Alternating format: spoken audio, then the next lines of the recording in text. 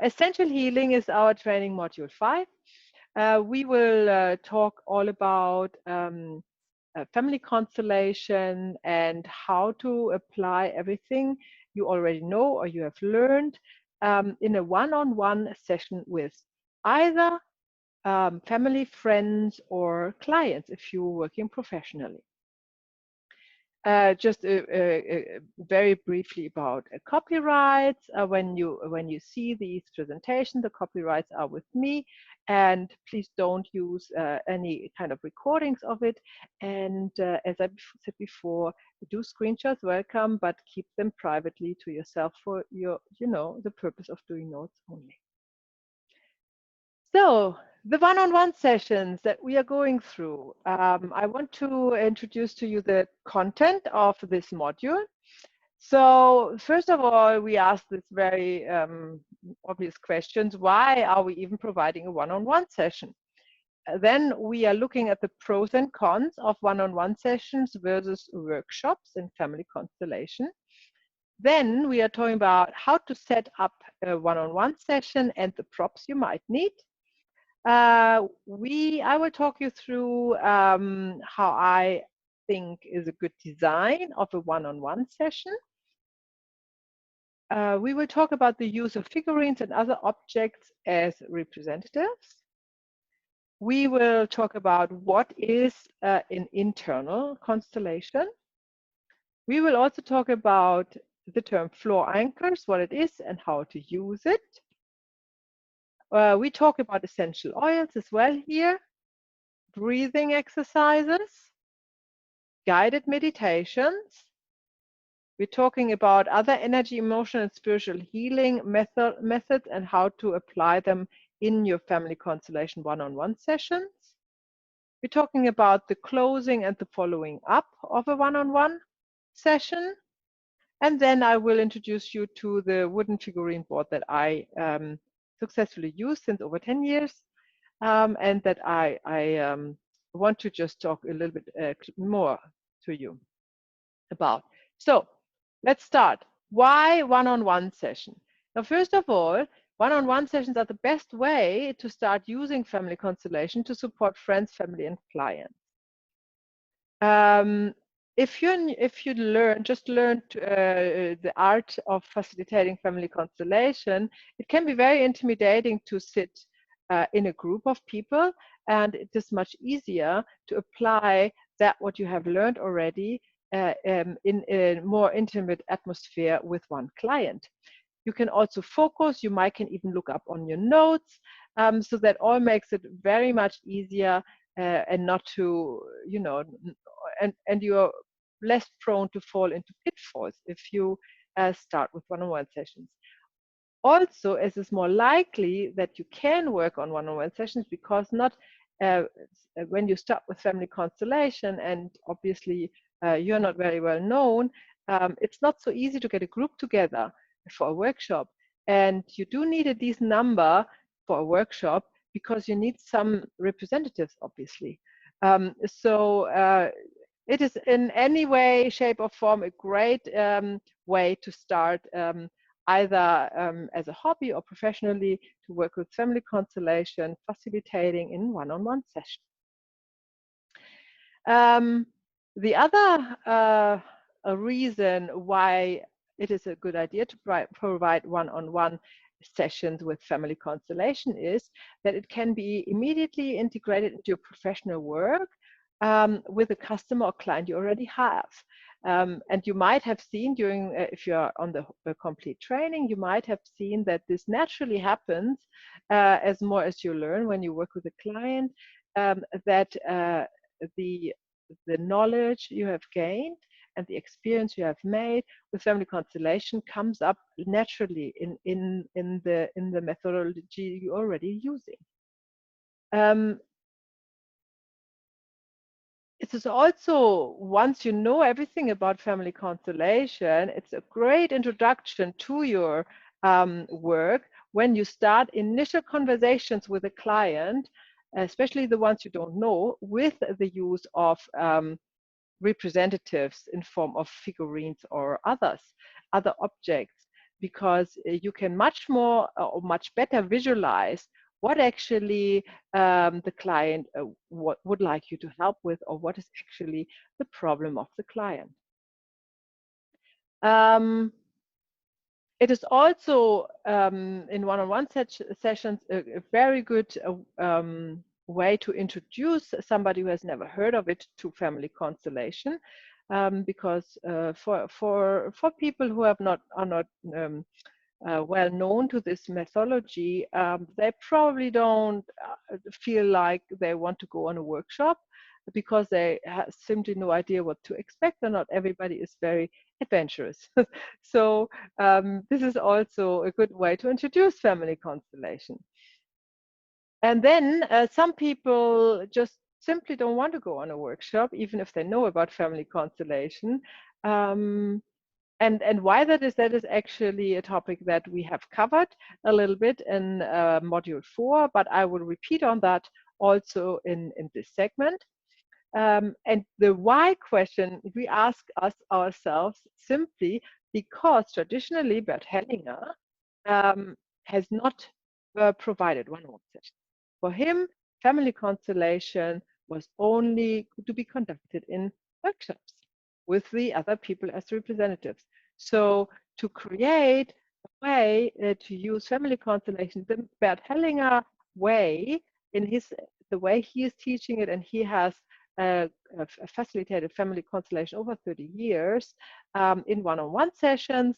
That is also part of my goal in providing the family constellation virtual training, that you can use the methodology also in one-on-one settings. So let's look at the pros and cons of working with family constellation in a one-on-one session as opposed to in a workshop setting. So on the pro side, you can focus on the individual that is in front of you. When you are working with a group, there's always the group dynamics, and you need always to be concerned also with the group, or even with some individuals out of the group who step out and are probably a little bit demanding. And especially when you're not so experienced, you might find it difficult to focus on the individual you have or you're going to work with, which we call on the hot chair, right? So in one-on-one sessions, you don't have this problem. That's definitely a pro. The other pro is to work in a one-on-one session is that you can work on more than one issue. If a client comes to you, it's often that there is probably one pressing issue, but there's also another issue and then a third issue. And depends on how long you're planning a one-on-one session and how high your energy level is, you can maybe go through all the issues he comes with. Or what also happens is you're working on an issue and another arises, and it has a very strong energy and a very strong impact, and you feel that you definitely want to go through this additional issue with your client, because this brings the client much more closer to the solution of whatever problem he comes with. And often in a workshop setting, you simply don't have the time. And you also feel you don't want to spend more time with one participant than with another, because participants are often like, oh, I want to have the same attention and the same focus of the family constellation facilitator as everybody else. So that's going to be tricky to actually allow one participant to work on more than one issue and not all the others. Some people do open up better alone because they are intimidated by a group. So these are the people also that normally don't want to come to a workshop or to any other group sessions.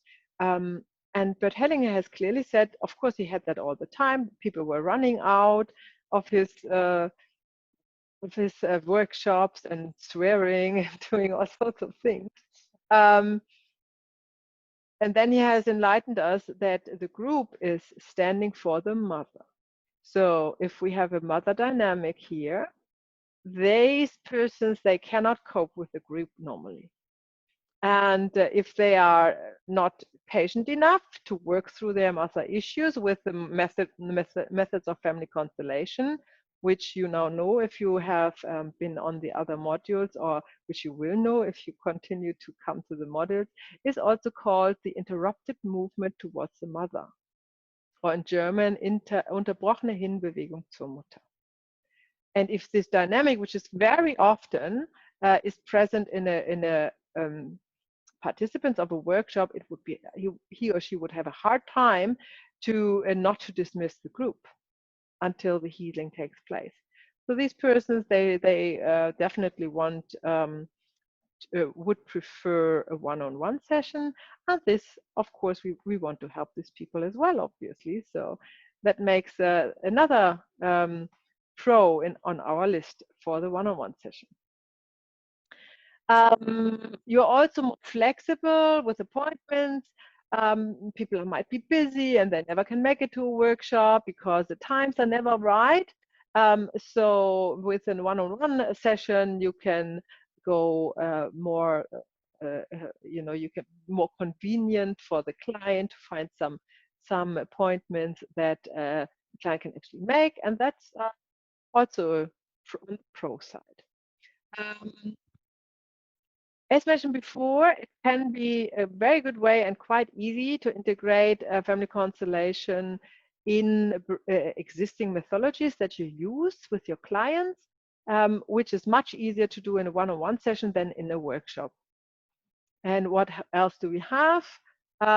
You can also, when you have a family constellation one-on-one session, combine other wonderful supportive modalities like working with essential oils or massages or any other form of energy healing into the session, which is not as easy and depends on the size of the group, but almost impossible if you have a larger group in a workshop setting. So those are the pros. Is anybody come to mind another pro that speaks for providing one-on-one sessions, maybe spontaneously? Yes, Kate. Can I ask, so a pro would be that maybe they know it's a small town, they know the other people, or they know another participant, and I want to ask, is that an issue? So for example, I would like to invite a friend of mine who used to teach with me, and I also want to invite some people that were our students. So I want her to be aware of who else is going to be there, because it's very intimate what would probably come out. Possible. Possible. I have not matter who else is in. Yeah, I mean, you cannot look in the head of the people if they don't come. You normally don't know why. So what about yeah, partners though, or if both partners were coming, would you encourage one to come alone, or to tell them to for ask the group session or for one-on-one? For groups? So what would you avoid, I guess, is the question. With they are totally welcome to come as a couple. That's very good, actually. But if they don't want to do that, that's fine. That's fine too. As always, you go with the field. Whatever they decide to do will be fine. It's what's supposed to happen. I can see the point that when you're in a small town, and you're providing a workshop in a small town where everybody knows everybody else, that you might not find so many people to make a workshop work that are happy to share their innermost. That's possible. Yeah, I agree. Having said that, you all know, because you are more or less experienced in family constellation, there's not necessarily a need to share the innermost. Like, you can beautifully conduct facilitate a family constellation without talking. And nobody needs to know any background information, right? So it's possible. But I do agree that most people, especially in a small town who has never been to family constellation, don't know that. And they would assume that they have to share their innermost secrets. And they probably don't want to do that. So yes, although that might be a misunderstanding, but still, people don't let you know normally why they don't do things they don't do. So you never know. But in this case, is the offering of one-on-one sessions definitely a good way to bring the healing modality into the small town anyhow. So the pro would be confidentiality.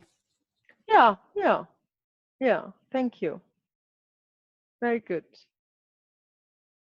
Okay, so what are the cons?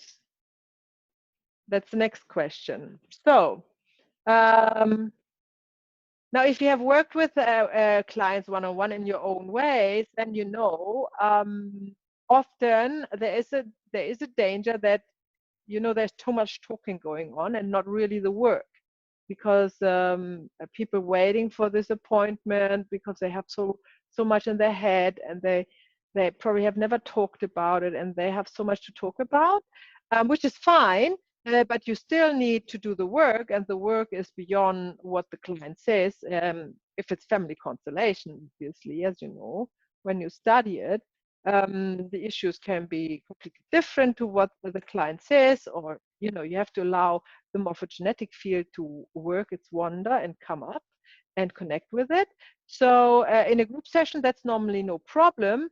But in a one-on-one session, we are more kind of open to the client and listen and want to be present with what they say. So you have to be how can I say, disciplined and allow so and so much time for talking, and then so and so much time for the actual work.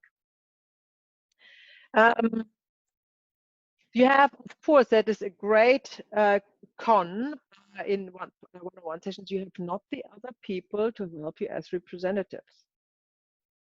And when you are starting with the work, to having other people to expressing what they see, feel, what they want to say, where they want to walk, is a great help to find out what is the dynamic that actually is in front of you, that you want to work with the client to help him through the problem, solution, or help him to find the solution.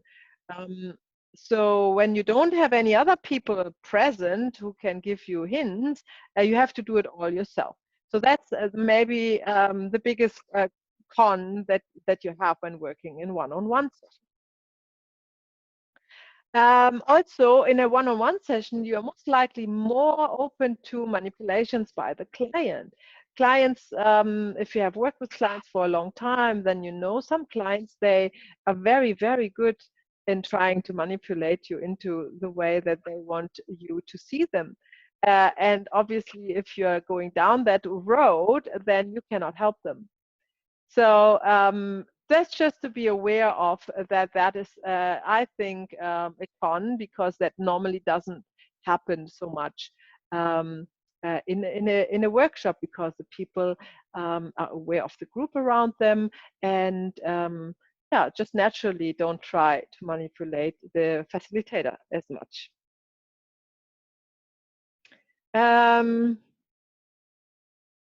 Yes, in a one-on-one session, you're also sometimes inclined to overstep the time frame, because you don't really know where to stop the session. So that is just this discipline and experience, that you stick to your time frame. And we will talk about that when we go through the details of a session, that you make a plan and that you stick to it. I think that is very important, and that is much easier when you're in a workshop setting as when you're in a one-on-one situation. You have no group support, and I don't mean the representatives, I mean the group as such. When you have a group, you have group dynamics, and group dynamics can be a handful to deal with. We went through that in another module, but they also have some positive aspects. The group can actually bring things together and bring the energy up, and help you in a way with the client. So obviously in a one-on-one session, you don't have that support. And that I would consider probably more a con than a pro. So last but not least, you have to hold your energy level high throughout the whole one-on-one session, from the start to the end. otherwise not to lose your client along the way, which can be a challenge in a group, in a workshop, in a group. Of course, that can happen as well, but you have the group support, and it could be very energetic with the group support, which you don't have when you're on your own, and you have to put yourself, you have to create the source of energy somewhere else when you are alone. So let's talk about the setup. Maybe we go back and see if you where was this? Where are the cons? Here. If you find something, what are we? If you find anything that we can add, is there anything you can think of?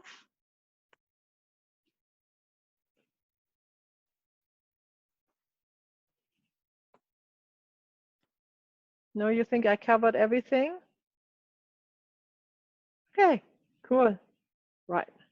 So let's go to the setup of a one-on-one session. First of all, I really recommend that you are good organized. And me being a former lawyer, for me, paperwork is important. So I think you should have a sign-up form and a disclaimer. So every client has to give you all relevant information.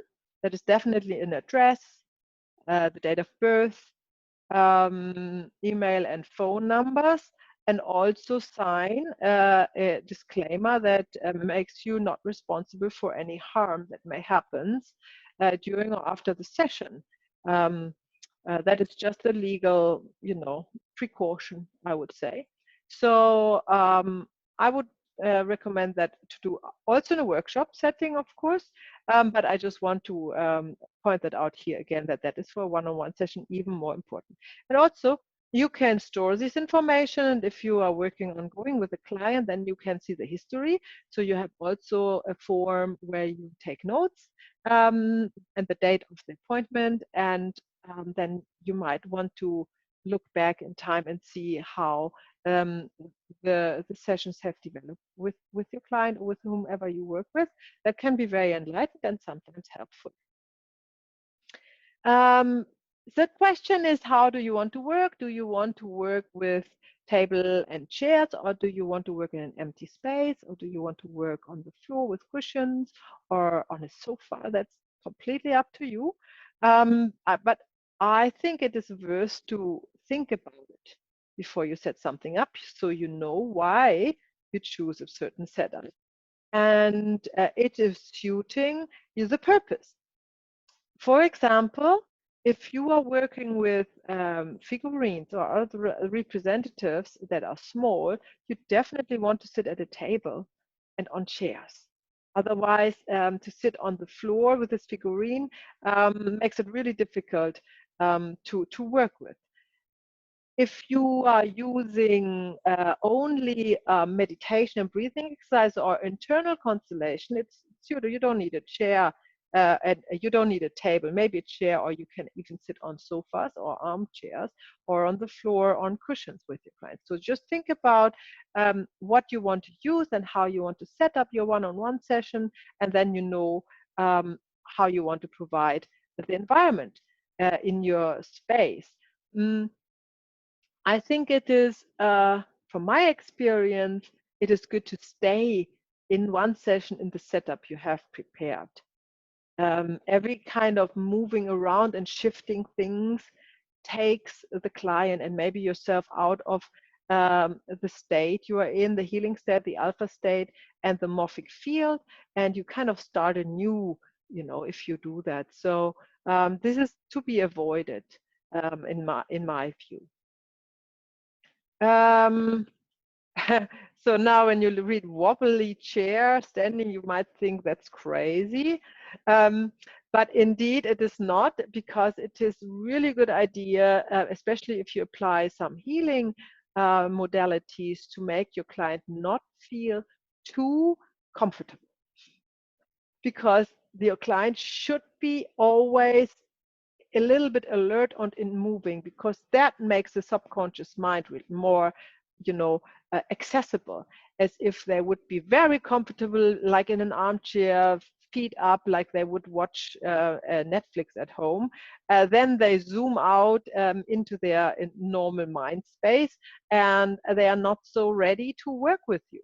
So my experience is, and also my teachers all have recommended that, to make sure that you are in a working environment where the client is not too comfortable and is always a little bit in movement. So this is if you want the client standing, which is great, but if you're not a tall person, you might don't want to work standing with your client. So you can put him off a chair that is, like a ball or something that has a wobble to it, that keeps the client on the toes, so to speak, and the subconscious mind complicit with where you want it to be. A little bit space to move around is probably needed. So just to be in a very small space where only a chair, 2 chairs and a table fits in could be probably not the best setup, because you may at one stage the client is kind of into the work and kind of crumbles or wants to lay down, or something happens, or just falls off the chair, and there should be a safe environment around that this can actually happen. So a little bit of, there doesn't need to be a large room in my opinion, but a little bit of space where the client can actually lay down if needed would be recommended.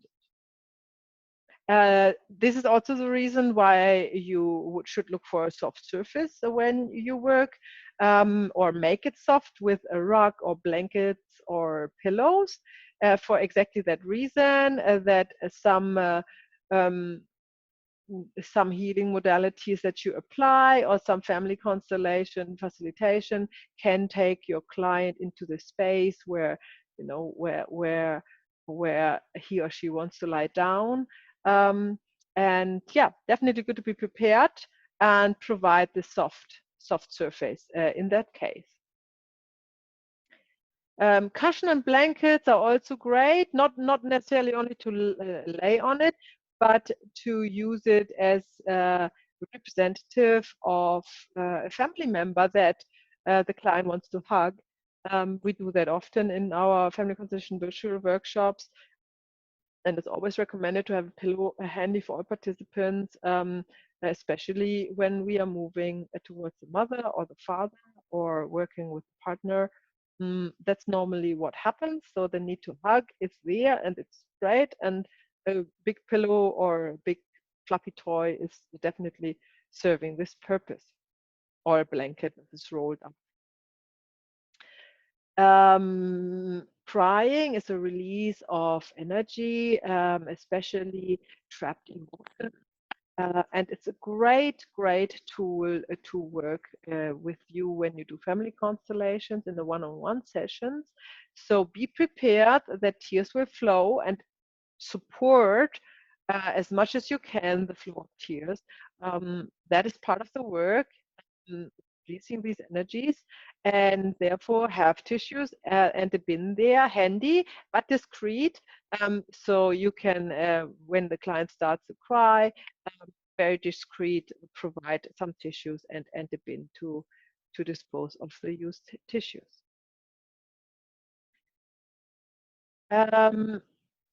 Have water there.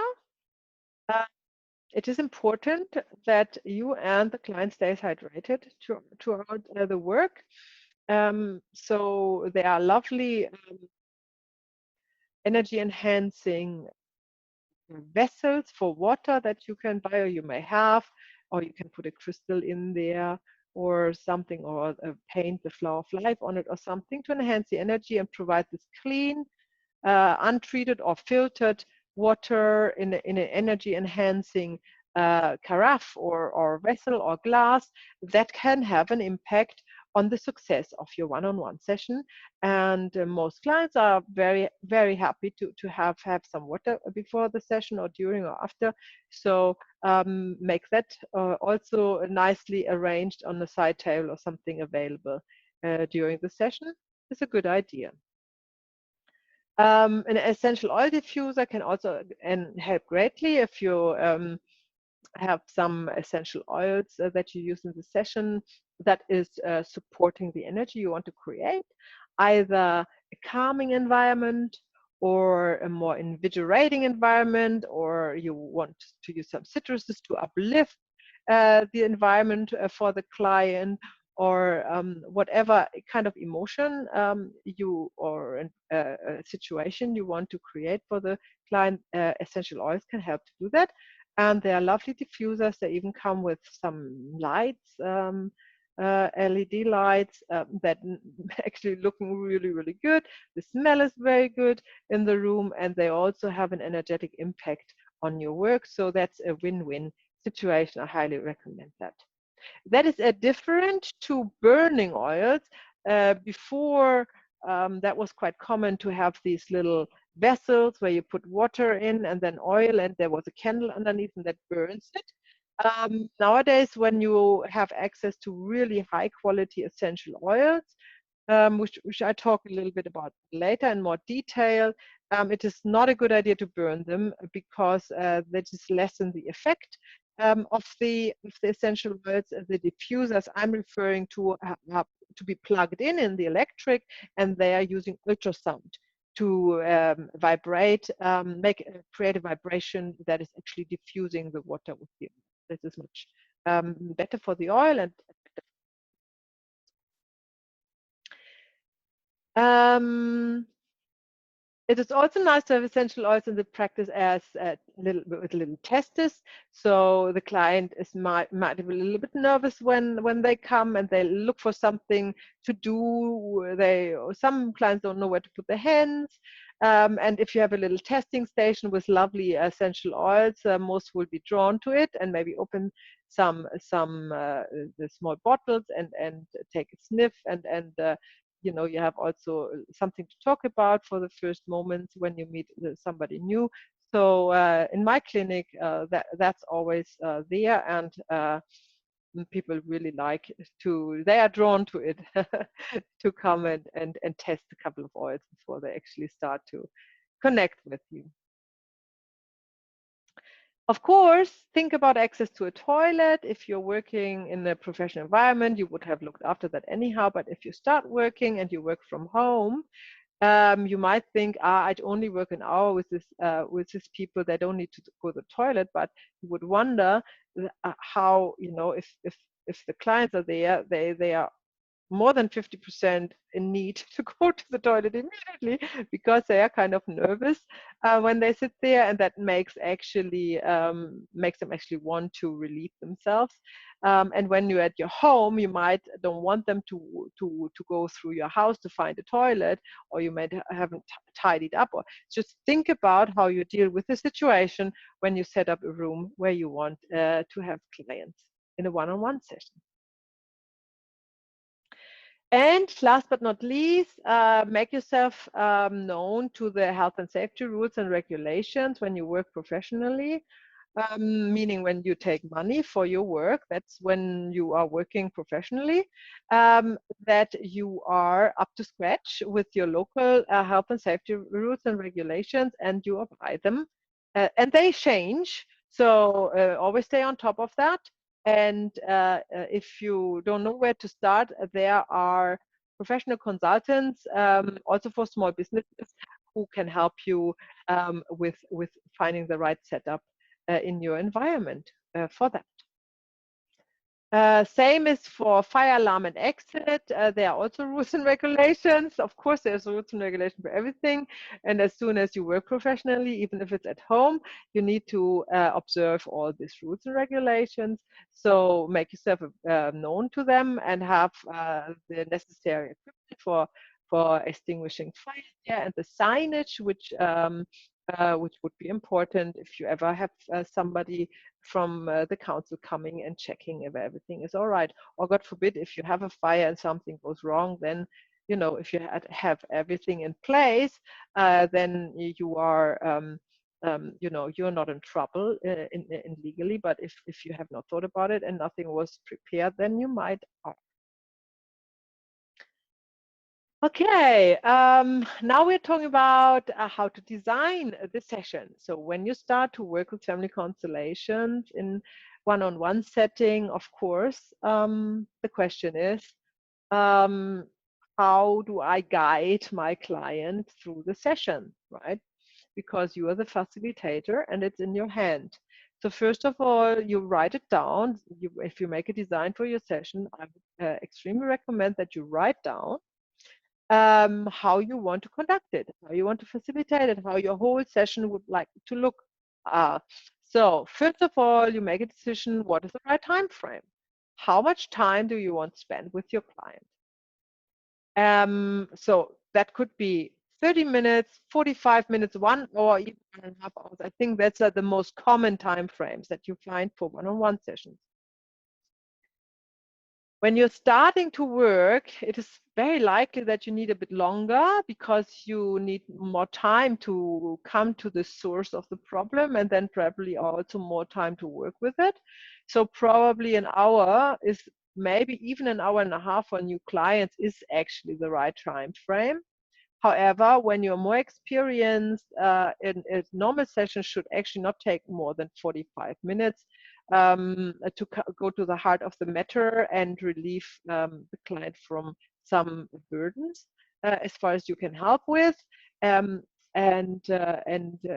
come to a good closing and the finish of the session. So that would be more a goal. More than 1.5 hours, I cannot see the purpose of that. If you have not been able to find something profound that you know brings more happiness and freedom to the client in 1.5 hours, it's not likely that you find it in 2 or 3 hours. So I would definitely wouldn't recommend to go anywhere over this time frame. Then, of course, you have an intro when the client comes, and you have done the sign-in sheet and maybe all the health and safety disclosures and what else you need to do. Talked about where the toilet is and all of that we talked about. Then you want to reserve some time for the intro into the session itself. So the intro can either be that you talk about what you're going to do, what family constellation is, and how it can help if you have a client who has not much experience with it. Or the intro can also be that you completely give it to the client to talk and just listen and make notes. And so that depends, both equal or both. You can also choose both, but you need to be aware how much time you want to put aside for the intro, right? So if it's 5, 10, or 15 minutes, and then you compare that to the complete session and the time you have allowed for it, and make sure that the main part of the session is the longest, and the intro and the closing takes less time, right? So you have enough time to actually do the work. So this is then, after the intro comes the session itself. That is all you already know, or you're going to learn how to facilitate a family constellation in the Family Constellation Virtual Training Program. This is basically the teaching content of Module 1 to 3, tailored more for a workshop setting, but then you can translate everything into the one-on-one session, the little tricks and tips and props and tools that we talk about here today. And then you have a closing. So don't forget the closing. It's a very important part, especially if you work with family constellation with a client, because you need some time to bring the client back into, so to speak, the reality, and to give them time to integrate what has happened before he walks out of your door, because you don't want the client to walk out of the door confused or ungrounded, or somehow, or probably angry, or something like that. Yeah. So make sure you have the time for a proper closing, which might be the same time you allow for the intro. So as a rule of thumb, I would say. So as a rule of thumb, I would say, if you have an hour to work with a client, I would probably reserve 40 minutes for the session, 10 minutes for the intro, and 10 minutes for the closing. or 15 minutes for the intro and 5 minutes for the closing, especially if you don't know the client yet. However, if you have a new client, you might want to allow for 50 more minutes anyhow, because you may want to talk longer to the client and take more notes and let him or her fill in this sign-in sheet and all of this, which you don't repeat when the client comes back. So that's also a good idea to extend the intro for a new client by a few minutes. When you design a session, ask yourself honestly, where are your strengths? Yeah, because you want to draw on your strengths. And then you make some notes when you design a session, how you can apply your strength in the session to help your client. And it's with the same honesty, of course, you also think about where are your boundaries.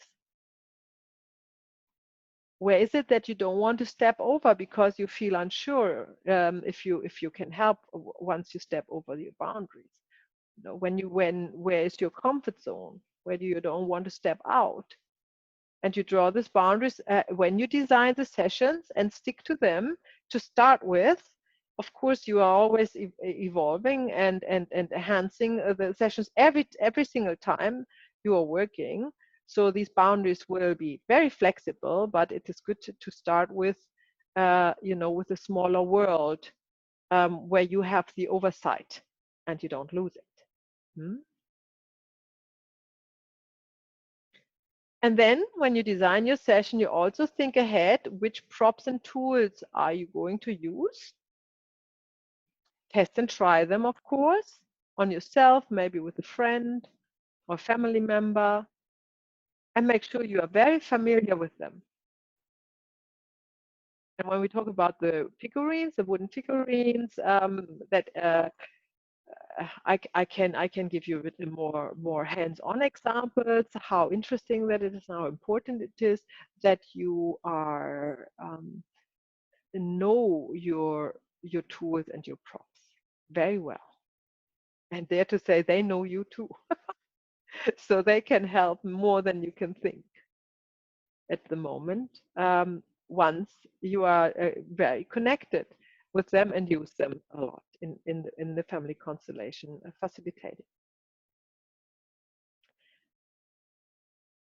So what else? Make your client comfortable, but not in a way, as I said, like on a couch or something where they can fall asleep and feel like at home. What I mean with make the client comfortable is on an energy level. So that means your body language is open.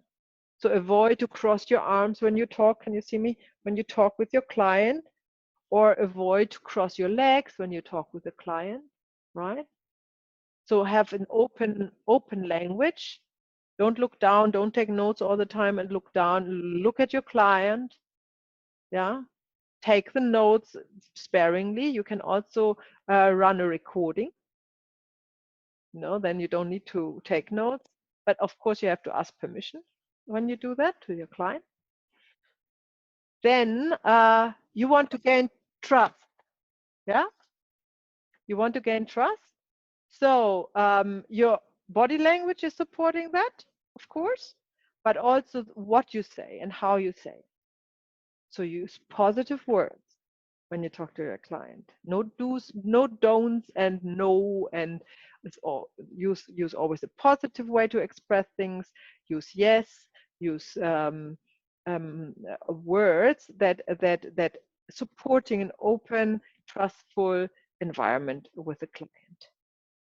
And if the client says something that you find interesting, that you kind of feel like that's probably absolutely rubbish, obviously you don't say that, and you also don't try to guide them already in saying, no, that's no, we don't.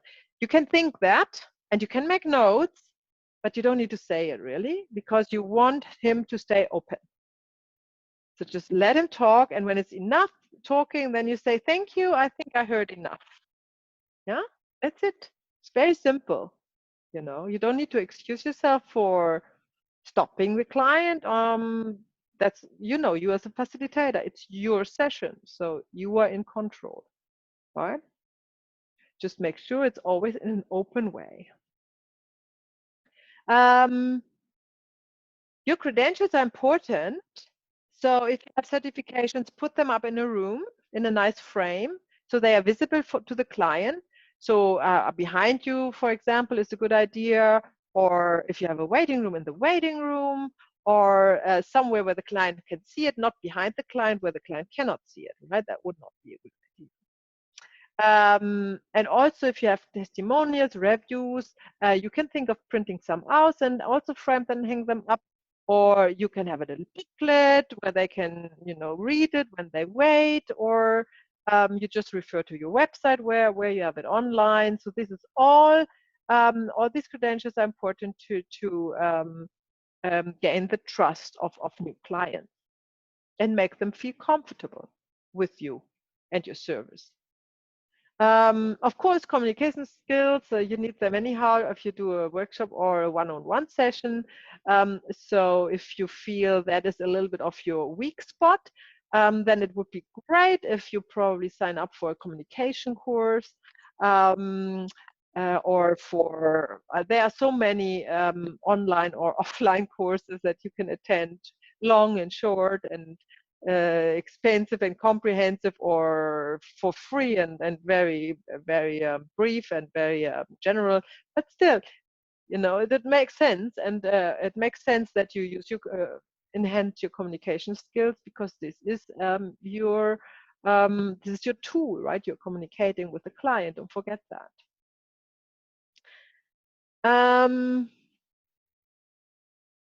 So what also makes the client comfortable is the use of essential oils, because you can choose some that are calming the client down, make them feel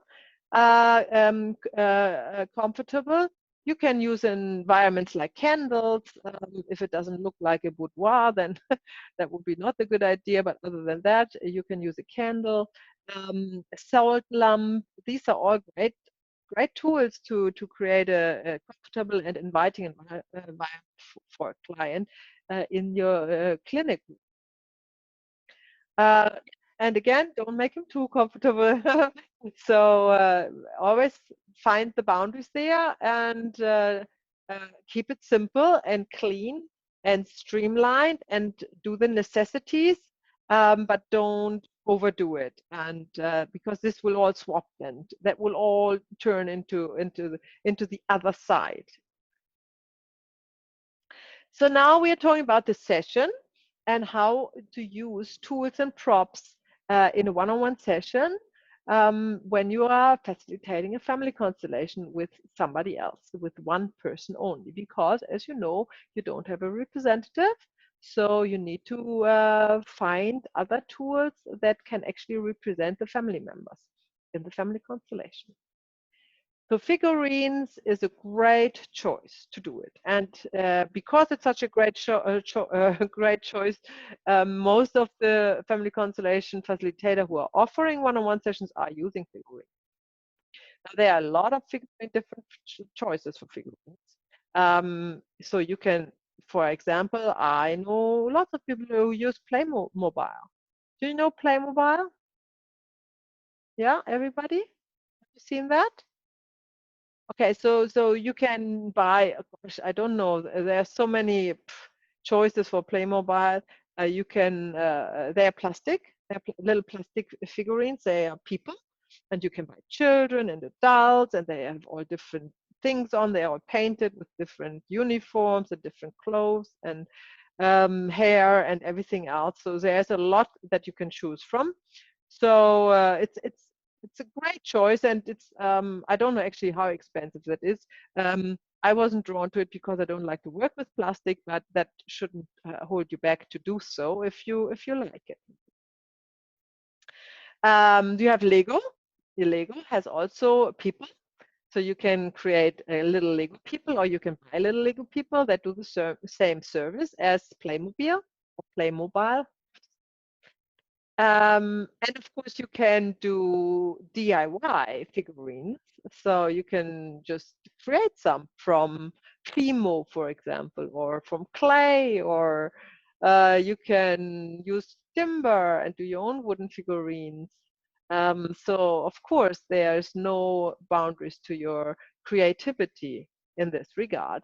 The minimum requirements, we will go on the next slide how that would look to work with figurines in a family constellation one-on-one session. So what is important when using figurines? Whatever these are, they're wooden, or they are Playmobil, or they are Lego, or they are DIY, they all have a certain, have to follow a certain outfit. How can I say? Let's see. So they should have different colors. If you have been on module 4, you know about the spiritual colors, and this is a great idea to have figurines with these specific colors, because when the client is choosing representatives, you know already which emotion is behind.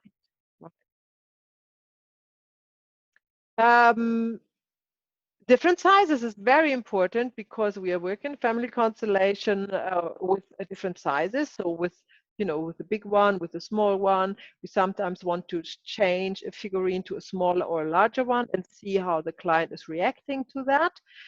That's like in real life. That's when we have a workshop, we would make the client or the representative go on the knees, lie on the floor, sit on the floor, crumble, fetal position, whatever, to see where their dynamic lies.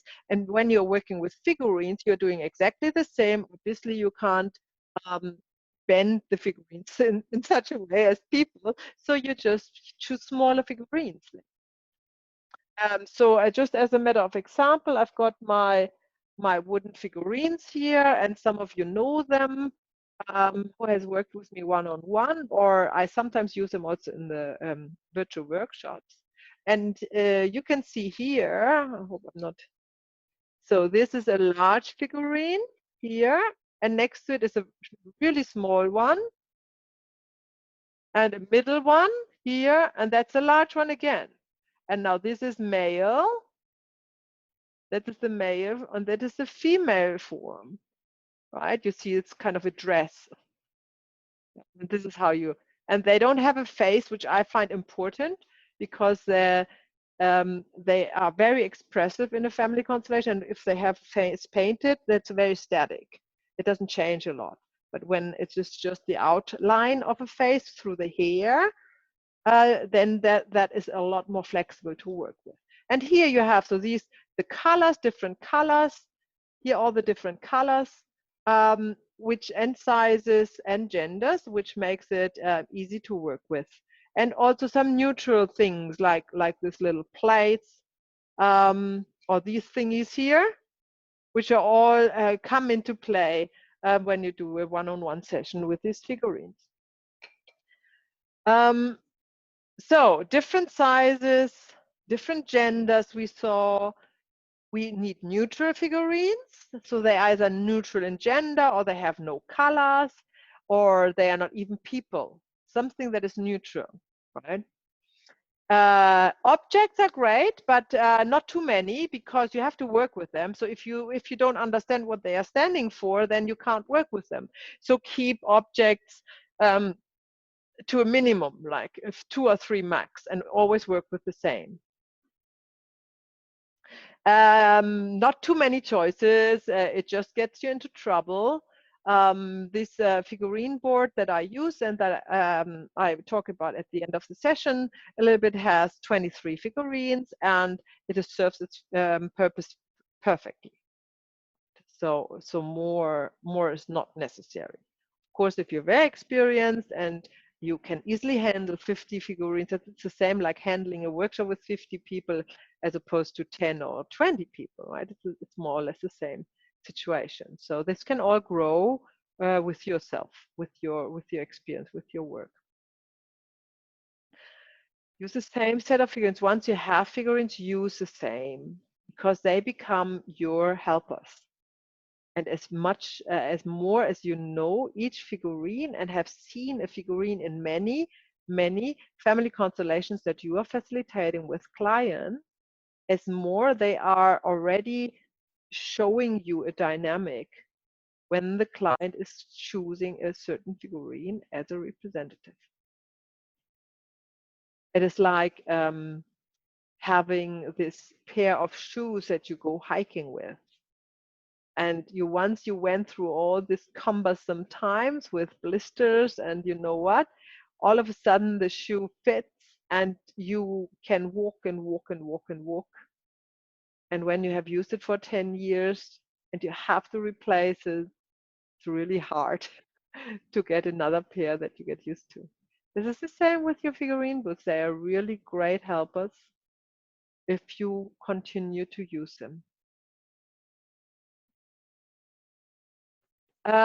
Important is when you use the figurines, regardless which ones, that you are not using them on the table directly. That's a very common beginner's mistake. Because I'll show you what I mean. This figurine set I use has a board that has this size. Oh, can you see that? About this size. It is about an A4, a little bit larger. And what is happening? You are placing your figurines on the board like this, right? And now, if that would be a table, you cannot do what? You cannot do this. But you want to look at the figurines from every angle, right? Because you want to look and you want to see how each figurine is placed, where the energy lies, where they are looking, and you also want your client to see it. So you cannot both run around the table all the time and look over the table. You need something to hold up and turn around so it's easy accessible and you can see exactly what's going on and show it to your client. There are quite clever small surfaces. They like, you know, when you go to the Chinese restaurant, you have in the center a round turning wooden board where all the condiments are on and stuff. This is excellent actually because you can turn it on the spot. So that's quite fancy. If you find something like that, that's great. But a simple shopping board does the same trick. Maybe it's not a shopping board you have used in the kitchen before, but definitely a brand new one.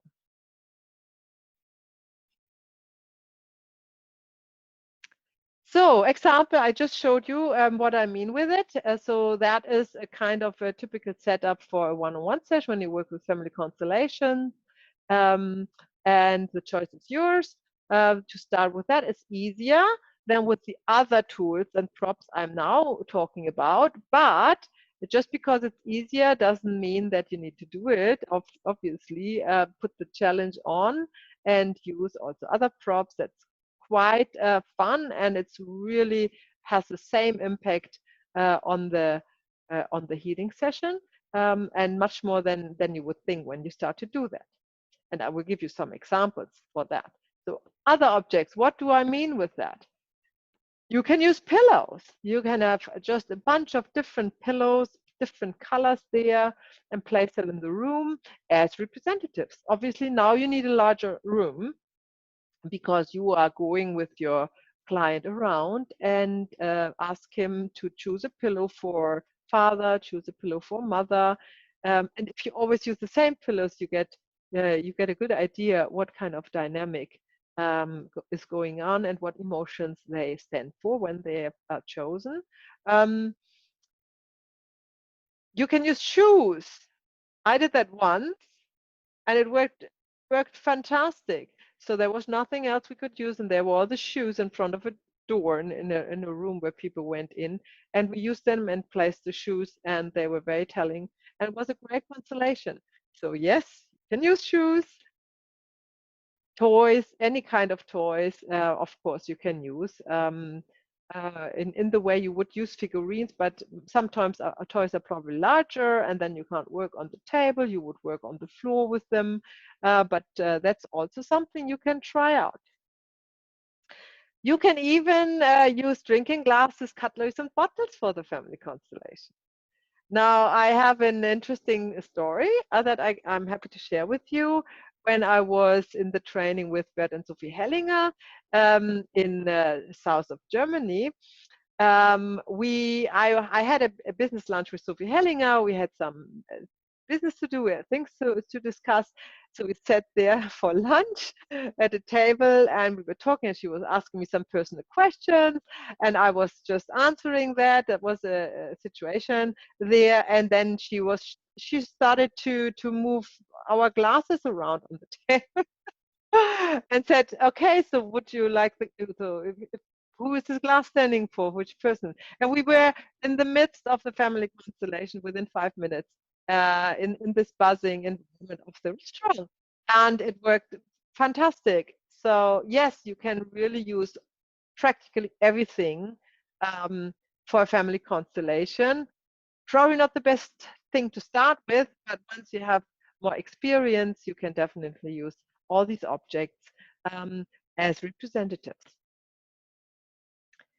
You can also use paper sheets with names, and then you or your client, or both of you, are swapping roles and representing the family members in the one-on-one session. Now that looks like, let's say you want to constellate the parents of your client and the grandparents on father's side. Then you would write 4 sheets of paper. They are like, let's say A4, and you would write mother, father, grandfather, grandmother on it. And you would place the sheets on the floor in the room. Of course, the room needs to be a little bit bigger then, so you can move around. And then you would ask your client to stand on one of the sheets. Let's say the sheet that says mother, and connect with the morphic field and see what comes up. That's exactly the same like in a family constellation. If your client is not sure if he can do or she can do that, you can do that. And you can become the representative of the mother. Then you would go to the father and you would do the same there. And you would just see what comes up, and then you would work with that. And then you would go to the sheet that says grandmother. And you always take some breath in between and take your time. And then you would see what comes up there. And it can take a while to connect with the morphic field in that way, but it will work perfectly fine. And then lastly, you go to the sheet that says grandfather and connect with the grandfather via the morphic field. And then you know what dynamic you have in front of you and where to work with. Of course, it is great if the client can do that. And with a little bit of guidance from you, I'm sure most of clients will be able to represent their family members. Just give them time, use the breathing exercises, and make sure that the client is relaxed, and hopefully in alpha state. That's where we work with our client. You can also cover.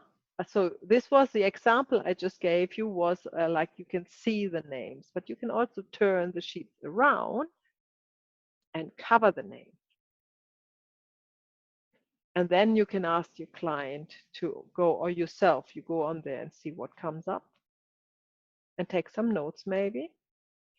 And then turn the sheets around and see who was the person who gave you the information in the family system. So there could be circumstances where the one way is better than the other. And obviously you can also try both and see what works better.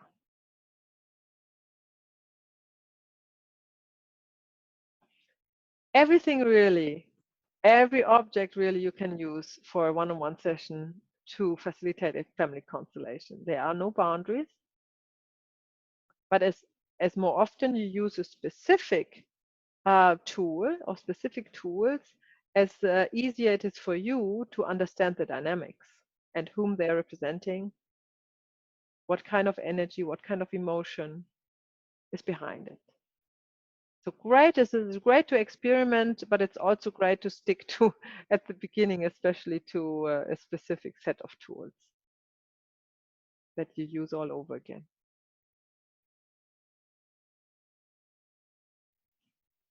So before we go to internal constellation, is there questions to that? Questions, or maybe something you want to add? Do you have an idea what else you can use? Kate? A sort of specific question. When you're using the paper, you said you start with the mother and then you finish with the grandfather. Is that what you would recommend? Or did you just randomly say that order? The order. Mm. Well, I would probably always start with the closer family members and work my way to further generations, like I would do in a workshop. Okay, thank you. It's easier than to jump generations, because you know already a dynamic maybe happening in, you know, between father and son, and then you understand the dynamic father-grandfather better. Yeah, so definitely always start with the closer family members as representatives. Yeah. Okay. I just got one quick question around using different objects and things like that. Yeah. One thing I've sort of been mindful of over the years is that if something's going to trigger someone who's in quite a traumatic situation, and you might re-traumatize that person, then it's probably best to just check in with them whether it's okay to use that particular type of object. For example, we had a situation where someone was triggered by their mum passing away, and essentially we used a blanket, but the blanket triggered something for them, and you can actually take them into a re-trauma. So we had to just check in with them and make sure that they were comfortable with that, and then go into it. What are your thoughts around that? Was that something that you would sort of, you know? Yeah, that's a very good point, Darsham. So you to avoid this, you can use the figurines, no? Yeah. So that's actually the best way, and definitely the way I would recommend, to always use the figurines. It's very unlikely that you trigger anything with a wooden figurine, right? As simple as possible, as neutral as possible. Yeah, that would be my choice. When you're working with family constellation, the psychology angle of trauma and re-trauma is a little bit different, right? So you want to go to the heart of the matter with your client, right? Sure. So you're not really avoiding the trauma as such, but you're doing it with the tools of family constellation. And I have not seen a constellation, neither witnessed nor facilitated, where that was a problem. Right? It must be the specific way that you apply family constellation when you facilitate it, that it is not becoming a problem. Virna. I just wanted to share that normally when I've done the constellations private, you know, with the figurine, and also in the group with the workshop, normally you ask how we feel, and if that's okay. We normally choose the color. If it's a figurine, we are kind of in charge. The client is in charge. And yeah, you notice all those details. Or, oh, what's happening if the person closes their eyes, or I don't like it, or yeah, you're always kind of asking, checking with the client. Yeah. Yes, exactly, Riona. Thank you for that. So that's probably why this topic of re-traumatizing is not really dominant in a family constellation, because you let the client actually choose most of what you constellate. No. Yeah. Okay. Right. I think it's a good time to make our little break. So welcome back to the second part of our module 5. And I was in the little break thinking about what Darsham was talking about, the re-traumatizing of a client when you work with a client, and why this doesn't play a big role in family constellations. And this is also, beside what Riona said, that they are choosing their own representatives. The differences to other psychotherapy methods, that we are in family constellation often more than 50% working with not a trauma of the client, but a trauma in the family system. Right? That is a unique work of family constellation.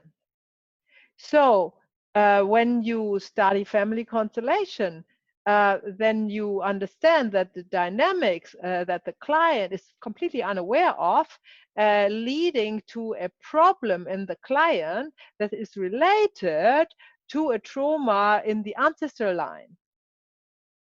And the problem the client has is not the same as the ancestor had.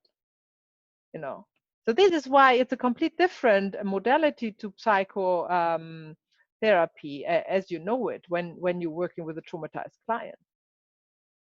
And this is why it's not a problem in this regard. So if you want to dive deep into the modality of family constellation, I invite you to come on the training modules 1 to 3, or maybe even join the complete training where you learn this art of family constellation facilitating from scratch. And then you will understand where the difference lies and what the beauty is of this methodology. Yeah. Okay. Right. Now, back to internal constellation. So what is that? And how do we do that in a one-on-one session? So we were talking about figurines and what tools or props can represent the family members in a family constellation one-on-one session. However, there's also the way to use none of these and just work with the client sitting on a chair, and the client is visualizing the whole family constellation. And that's what I call an internal constellation. Yeah. So you can use everything you learned that you would apply in a workshop setting and make an internal constellation with a one-on-one client. And if we have time, I like to demonstrate that here at the end when we went through our charts. So remind me of it if I forget it. Yeah. So what is an internal constellation? Now, it is that you guide through a guided meditation your client in the alpha state into this happy space. And there you start to work as if you would facilitate a constellation. You are choosing representatives for the family members that the morphic field is guiding you to put up. So you would ask the client, okay, now who is in alpha state in his happy space, now see your father and your mother in front of you. Where are they looking, right? And so on. And then because we had the little example with the grandfather and grandmother before, so we would use the same, and then we say, and see, can you see grandfather and grandmother of your father? Father and mother of your father, right? And you would work like in a constellation. You would find out by asking the client who has his eyes closed where they are standing, whom are they relating to, what kind of gestures or body language they use. Maybe there's a word that they say. So every single thing you learn in my case, in module 1 to 3 about facilitating family constellation, you use this in an internal constellation.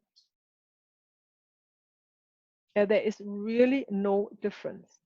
Of course, you have not the help of the representatives, the people, so you need to have more skills and more practice and more trust, even, you know, in yourself and in the morphogenetic field, which comes with time as more as you use it.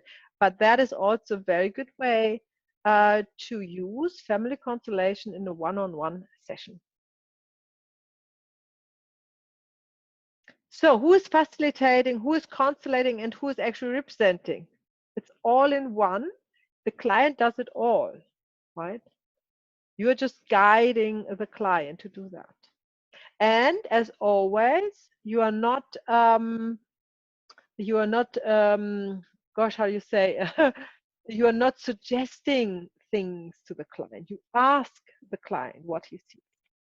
You're not making these suggestive questions like, do you not see a male behind you? You know, you're not, you ask him what he sees or she sees, right? That is important. So no suggestive questions, because that would, you know, probably bring a different picture that's probably not accurate to the scene.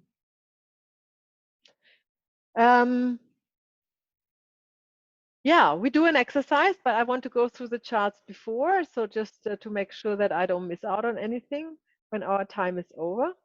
So we will do hopefully an internal constellation with one of you towards the end of this module. So what's coming next? Floor anchors. Now, has anybody heard of floor anchors before? Hands up. Yes, Darshan, Virna, great. Okay.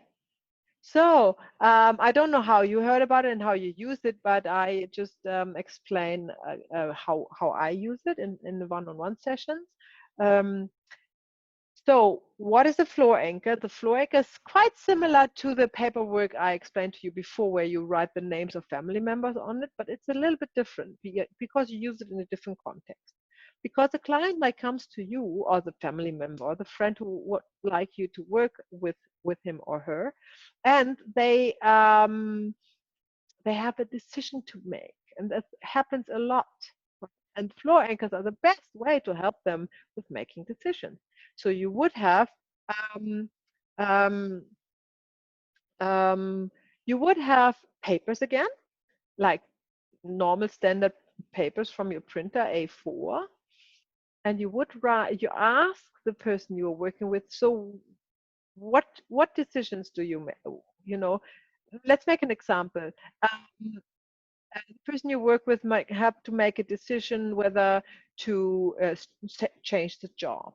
So he or she has a job, another job has been offered, and he doesn't quite know, she doesn't quite know if she wants to go to the other and take the other job. And maybe there's even a third possibility, to be self-employed, or you know, or move in another country and do something completely different, that the person you work with is also drawn to. Now you have three possibilities, and he cannot decide. He's completely, or she is completely lost. Now, then you can use floor anchors. You would write a word for each of these decisions on an extra sheet of paper. They all look the same. They're all clean, white A4 sheets of paper. For example, you would write the name of the job that he or she has now. Let's say hairdresser, for the sake of the example, on it. And then you would take another sheet of paper, and what is the other job that has been offered, and it would say administrative job. So you would write that on this other piece of paper, and then you ask, what is what you really want to do? And they would say, I want to be a Michelin star chef or something like that. And then you would write that on the third page. And then you would place these 3 papers, you would mix them, so neither you nor your client sees what's on them. You would mix them, and then you would place them on the floor with a meter distance in between, maybe in a line even. And then you ask your client to step on the first paper without shoes, on socks. And then the magic happens. Now you observe the person you're working with, body language and everything else. What happened? The first 30 seconds that they step on this paper. And then you take a note, either mental or in your notebook. And then you ask the client, when you have a clear impression of what has happened, and I make an example, then you ask the person you're working with to step on the other paper. And you don't know if it's the hairdresser or the Michelin chef or what was the third one, the administrative job. You don't know that. He doesn't know, she doesn't know that. And then another reaction comes up. As always, you observe the body language very, very, very precisely. Yeah? It's subtle movements. You can also ask, how do you feel there? That helps also. And they would probably say, oh, good, I feel really good. Or they would be more specific and say, I feel really unstable and wobbly. And you can even see this, that they wobble back and forth or sway or something. And then you would ask them, go on the next sheet of paper, and they would stand like a rock, and they would feel, I feel really steady here and steady. I even feel I can't move anymore. I feel like I have grown roots here or something like that. So this all will happen when you work with floor anchors. And then you let the client step up off of all the papers when you have a clear picture and you took notes, for example, and then you turn the papers around, and then you see what was actually the job causing what reaction. So the reaction where everything is wobbling and unstable and the person doesn't feel really well was probably the current job. So this is already a sign that's probably a good idea to change, right? But if this feeling of like a rock and having roots and feeling really strong, and when you turn out that she is the current job, then it's probably a sign that it's not a good idea to change the job at the moment, right? So this is how you work with floor anchors. It's a fantastic introduction to representing without going into the family system, and a little bit more lighthearted, but can tremendously help the client in making actually a decision. Virna, you had a question?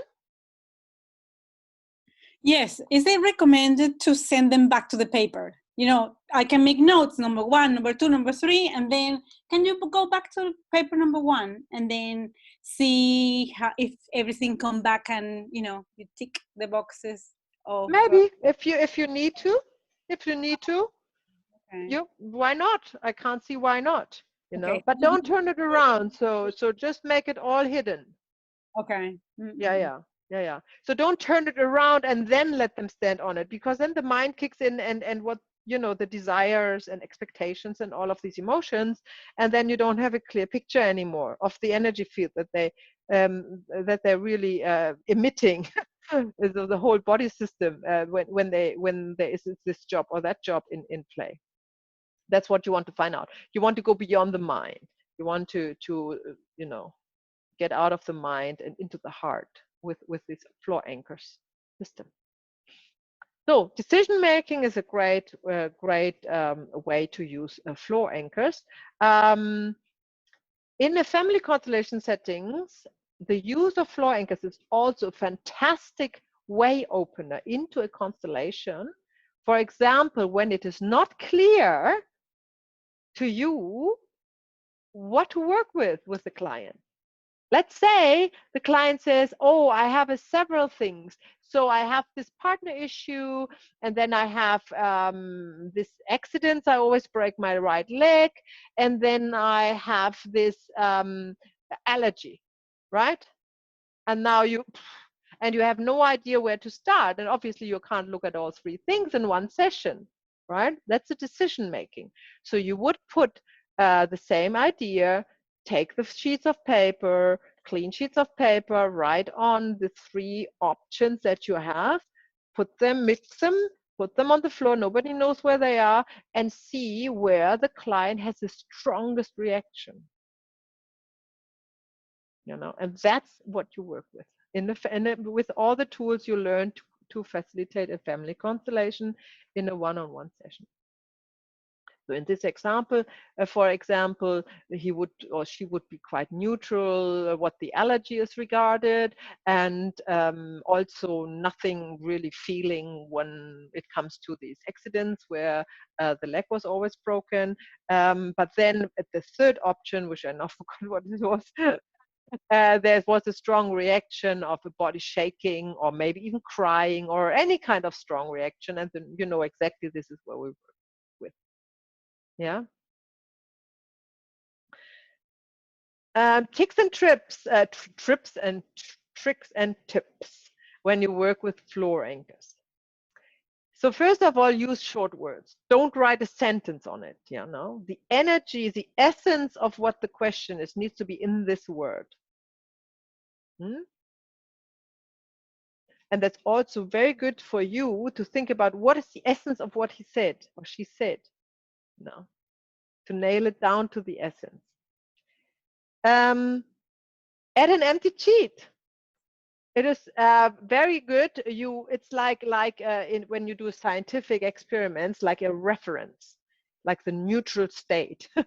So you know, for example, where the neutral sheet is, and you know how the client reacts on the neutral sheet, and then you know the difference when he goes on other sheets. And you know what is a strong reaction, what's a weak reaction, because you know where neutral is. Or you use an empty sheet as another option. So you don't know where the empty sheet is, and the client doesn't know it, and it's just symbolic for something the client has not thought on. For example, in the decision making, when we have the 3 job options, you can use an empty sheet, and maybe this is where the strongest reaction is, where the client feels the best. And then you turn it around and it's empty. So none of the options he was thinking and talking about was actually the one that the morphic field is guiding him or her to look at, right? Which is great, because then you can say, okay, we just forget everything you thought about and start new. Maybe with a family constellation to clear the path. You know, success as mother's faith, for example. Don't use more than 3 to 4 anchors at one time. If this is too complicated, the energy will be diluted too much information going on. So either 2, 3, or max 4, including a white sheet of paper, an empty sheet of paper is recommended to be used. The first reaction is the most important one. So the second you send the client on a sheet of paper, you must be fully present, watch him or her from the side, not from the back, not from the front, stay on the side, so you can see every movement, the facial expression, everything, even the back at the same time. And observe what is the first reaction. That's the most important that you need to memorize. And if there's no reaction, give him time, give her time.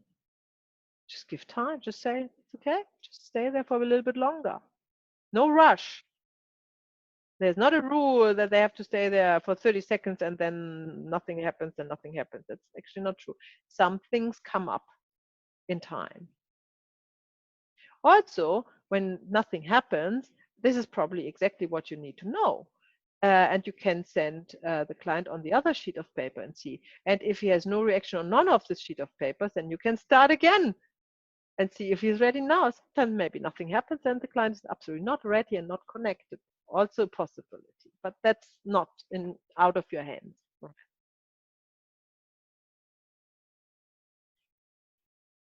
Okay, now we talk about the use of essential oils in a one-on-one session. So just a quick check-in with you. Who has or is using essential oils privately or professionally?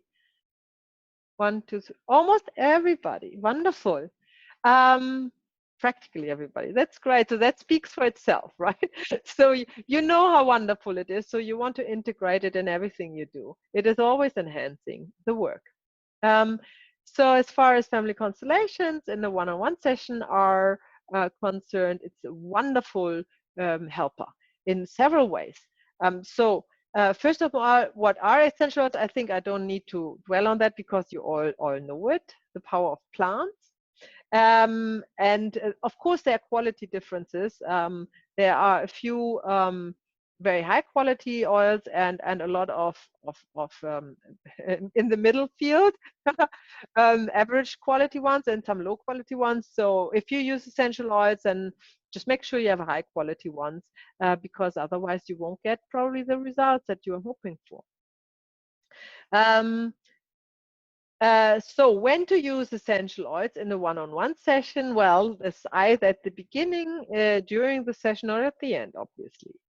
So at the beginning of a session, great opener to open up the client, but also in a more specific way, I can talk you through how I do an essential oil reading, which is already preparing the client and the field and the facilitator for the family constellation. So it draws already client into it, right?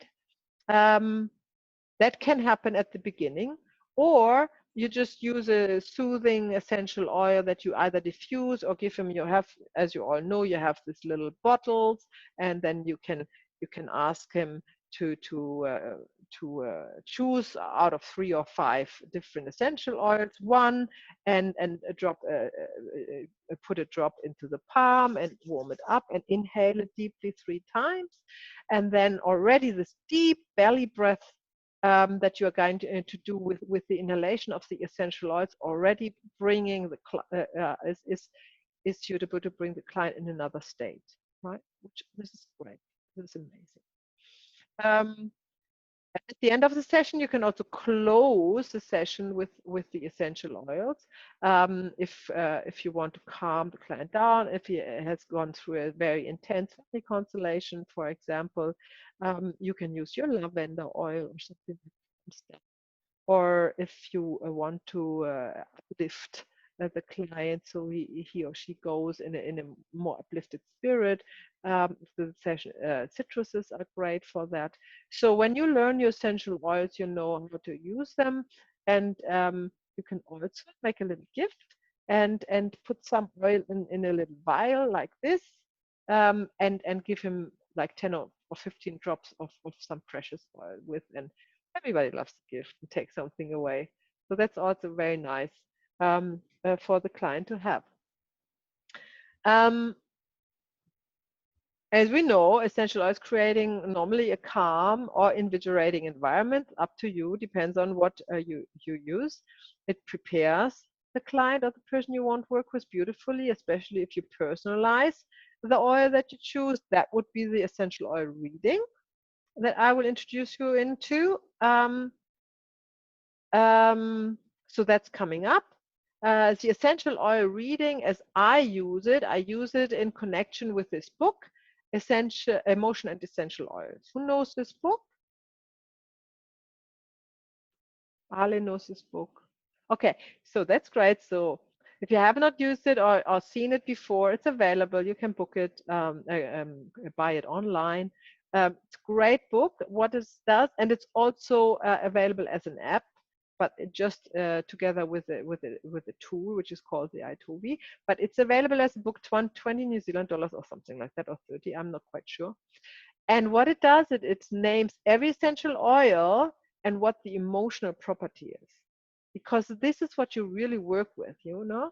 You work, when you work with family constellation and the methods of family constellation, you work with the emotional state of the client. So every oil has an emotion, and in this booklet, this emotion is described, and that is beautifully to work with. So just an idea, if you want to enhance your one-on-one session with essential oil reading, this would be the way to go. And then you can do the essential oil reading either intuitively or with technology. So I'm talking about the technology first before I talk about the intuitive reading. The technology is there's several tools on the market. I think iTobi is probably the best one and the widely known. It is expensive. It is like $1,000 US, and it is a bioimpedance measurer tool that is resonating through the skin with the energy of the body, and is then putting out a recommended oil that that the body is kind of in need of. And then there is an app with it, where you can read the same as in the book, the emotional properties of the oils online in the app, and discuss that with the client. And it's super interesting how accurate that is. But the same accuracy, yes, Werner, just hold on your thought.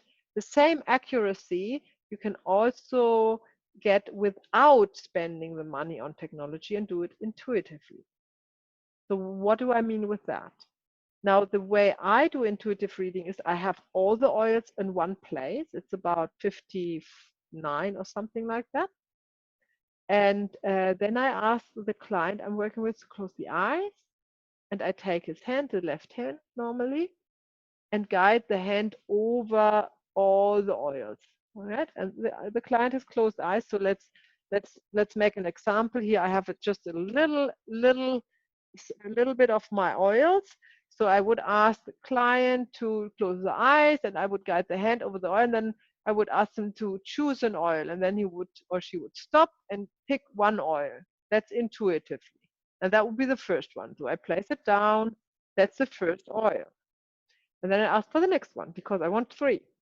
And then the same thing. So the client would choose this oil, and then that's second. So make sure you memorize what is first, second, and third. And then let's say this is the third one. So now you have your 3 oils. And I let you know what I have chosen. Lavender Peace was the first one, Balance the second one, and Manuka oil the third. So now you can either read up in the book or online in the app what emotions are represented by Lavender Peace, by Balance, and by Manuka oil. And if you have ever done something like tarot card readings or numerology or any of these esoteric fortune telling, so to speak, then you know there's always the same system. What you choose first is where you are at, your state of being at the moment, your emotional state of being at the moment. And then the second, what you chose is what is your next step? What is the future holding for you? And the third, in my case, oil that is chosen is how do you get from A to B? What is your little helper? What do you need to do in order to do that? So here you go. You already have a reading. So you look up from all 3 oils the emotions, and you find out what state the client is in. And you will, in 99.9%, the client will be staring at you. You can read right through him because it would be so accurate. But stay them, then what is the next step? That will be the second oil. So what can the client achieve after a step towards personal growth? And then the third oil would tell you, together with the book, what has to be done in order to achieve it, this new step. And that's a beautiful little reading that doesn't take longer than 10 minutes or 15 minutes. It can cover your the intro of your session, and you are already in there. And often if you don't know and the client doesn't know what to work on and you don't really get a grip on it, this little oil reading helps you to go right into the family constellation. Because you can work with an emotion, then you ask the client, does this remind you of somebody in the family? And most likely they will say, yeah, my grandmother or something. And then you start with the family constellation. So this is brilliant. This is a very good connection there, and it's brilliant to use it. Of course, you need to practice it with friends a lot before you feel, you know, confident enough to do that with the client. But yeah, please do it, and if it rings a bell to you, try it. It's really a great way to use it. If you have the Itovi, these 3 oils are all chosen for you. So the client doesn't need to do the blind thing. That is all the little bioimpedance measure tool is doing that, and puts out first, second, and third oil. But then the reading, your interpretation is the same. Okay, Vilna, you had a question. Do you want to ask now? Yes, my question was in regards to, but you gave a lot of information through the talk, and it was in regards to, you know, some people are kind of, I don't know, nervous, and they want to be the controlling person doing this and doing that. What is this? Can I smell it? You know, and of course you need to be the one guiding them, but some people just do things. And if you have the control, you're gonna ask them, okay, to do this. What if at some point doesn't go right, one of them, like the client will go like, I don't like this smell, you know, have this sort of reaction? Then you say, that's great. It's like bitter medicine. Bitter medicine. Yeah, like bitter medicine. What they like the least is the most healing. It's what they need the most. Okay. Yeah. Okay. Like there is resistance. Yeah. And so there's a lot of life skills also, and training and experience. Of course, as a person, as always, what can I say? You need to grow in person to be able to provide help and service to others. So you would embody all of this before you offer it to others, right? Otherwise, your world is very small. But if your world becomes bigger because you have experienced a lot more, then you have these situations and you know absolutely immediately the answer to that. No. Okay. Right. Any other questions to the use of essential oils in the one-on-one session? Or maybe something you want to share? Maybe you do it already and you can share with us how you do it. May I ask a question to the audience, whether they do it virtually at all? And if so, what sort of ways that work for them, please? Like the essential oils? Yeah. Unfortunately, I would love to let you smell the oils, but this computer is not invented yet. I think they're working on it, that you can actually transmit a sense. So no, I don't use it online at all. Anybody else? Any way to use essential oils online, Virna? I wouldn't say that essential oils, but it is a bit up to how the person is well connected with the other one, both well grounded, well connected. You know, people like, let's say yourself and Maya are kind of well connected, and you two having the session, and some people can have smells coming up. That's what I have experienced. All will say, and they are not using anything, you know, like I could be using and I didn't tell you, and then you said, you know, it's interesting, while we've been talking, I have been smelling kind of lime, citrus smell, fragrances, or incense, things like that. Yeah, that can happen. Yeah, it has told me in the past. Very good. That can definitely happen online. Or maybe something comes to my mind talking about it.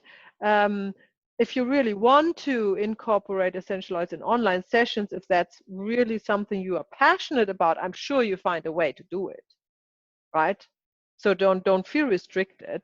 I'm sure there's a way to do it, you know. just experiment with it. And if as everything, every session is individual, every facilitator is individual, brings his own gifts to to the work, you know.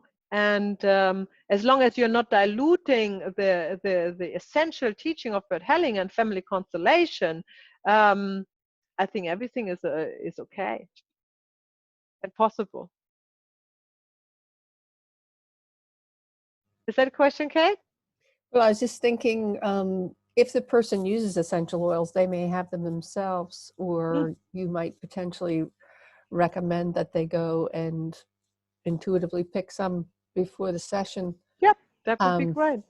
Yeah, because events where, for example, people would have used to have had wine, they just tell people, bring your own wine, you know? Yeah, absolutely. Yeah, absolutely. I think that would work, definitely.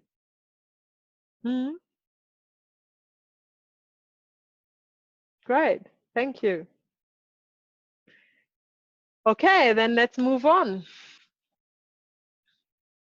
So breathing exercises are, of course, your bread and butter when you work in one-on-ones, but also in a family constellation workshop, but especially when you work one-on-one, also online, because you need the person you work with in a calm and receptive and connected state. And you can only achieve that with a few tools. We also call that the alpha state, remember, from module 4. And the best way to do that is it's breathing exercises. And if you're familiar with pranayama from the yogic traditions, then you know how much emphasis is on breathing and breathing exercises as a tool of healing. Even you can heal practically everything with the right breath. And you can definitely guide your client very well in a one-on-one session through breathing exercises to a place where he is connected with a morphic field and can work with you. So just a few different breathing exercises that I recommend, and the simple ones. So that would be the deep depth. I call it the belly breath because it's indeed you breathing into your belly as opposed to into your lungs. And when you inhale, the belly comes out, and when you exhale, the belly goes in. And if a client or yourself are new to this, you would see you will struggle because the normal day-to-day breath is the opposite. You breathe in and your belly goes in, and you breathe out and the belly goes out. This is the shallow breath that comes from the upper part of the lungs. But the deep belly breath is what you need to bring the frequency down to a state which we call alpha state. And we will do, of course, we would exercise that briefly, quickly in a moment. And then the other is the open mouth breath, which you want sometimes when something comes up and needs to come out. Sometimes you have in family constellation, especially black stuff, call it black stuff or black goo, that all of a sudden a representative feels like almost choking at.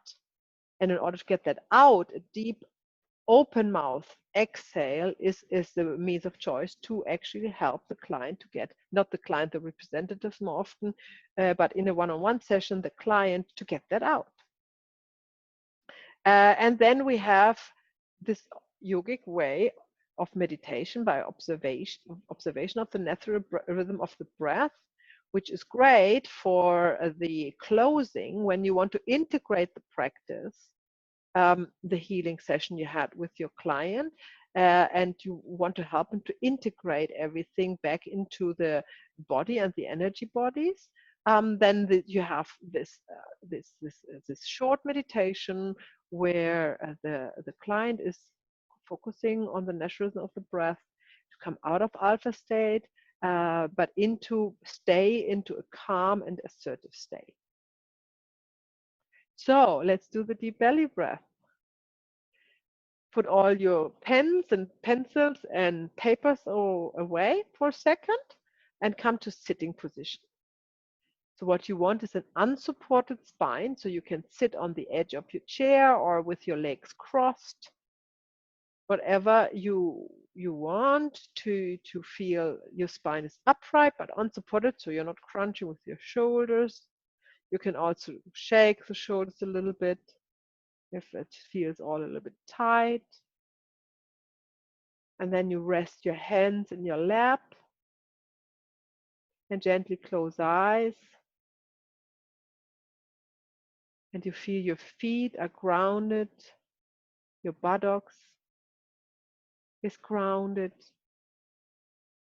your spine is upright and spacious, all the way to the bottom of your head. Your head feels uplifted, almost as if a little bungee is attached to the top of head into the sky, that very gently and subtle lifts your head up. And your shoulders to jar and your chin is relaxed.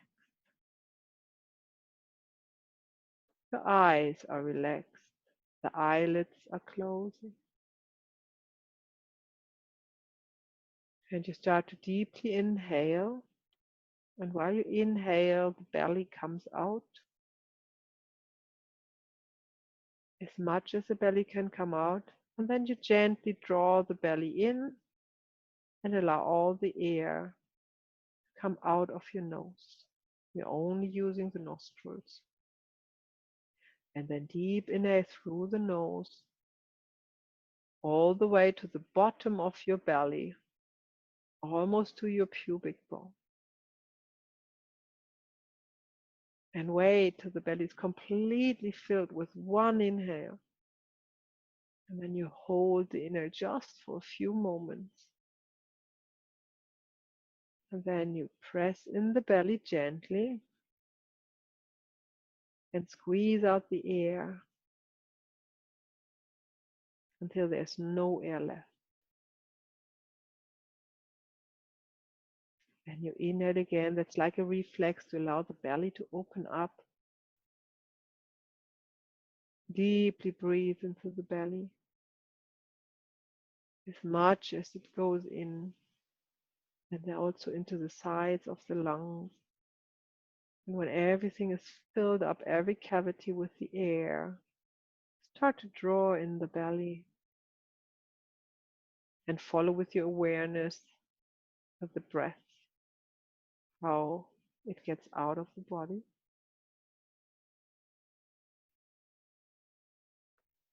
And when everything is squeezed out of the belly and of the lungs, and of the throat even, you relax your belly, allow it to pop out. And in a natural way, the air will flow through your nostrils, through your lungs, deep into the belly. And then you exhale, breathe in the belly.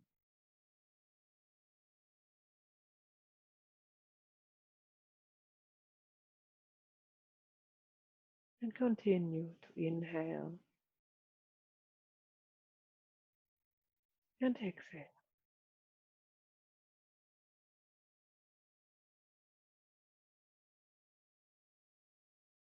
One more time, inhale and exhale.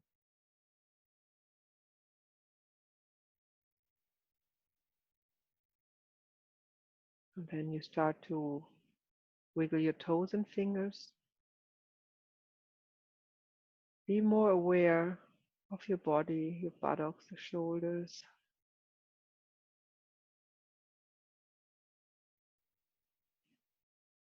And allow the breath to come into its natural rhythm. And just observe the natural rhythm of your breath for a few more moments while you are moving gently the toes, the fingers, the hands, maybe the neck.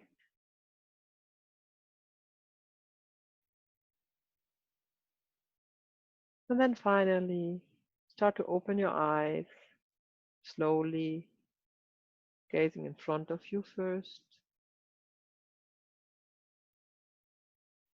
And in your own time, You open the eyes fully.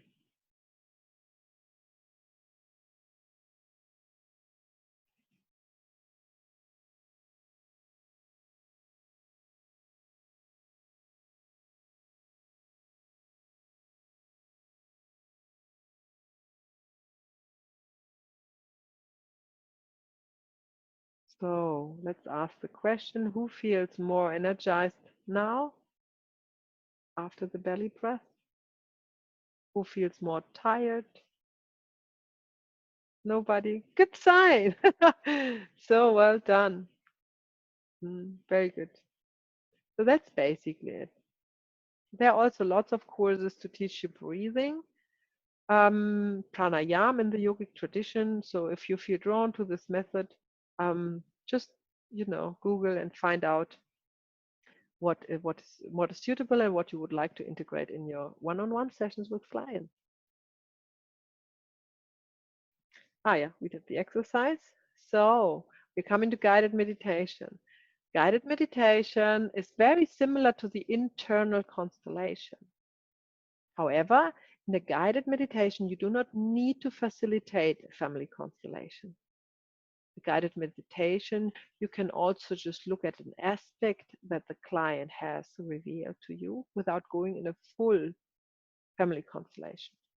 Or you can use the guided meditation to exercise with your clients to give back foreign energies that he holds, emotions that are not his or hers, and give them back to the person who has let them left behind.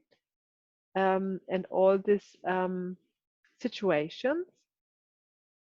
So an example would be, you can use a guided meditation as an opening to the session to generally connect with the family system without conducting a family constellation.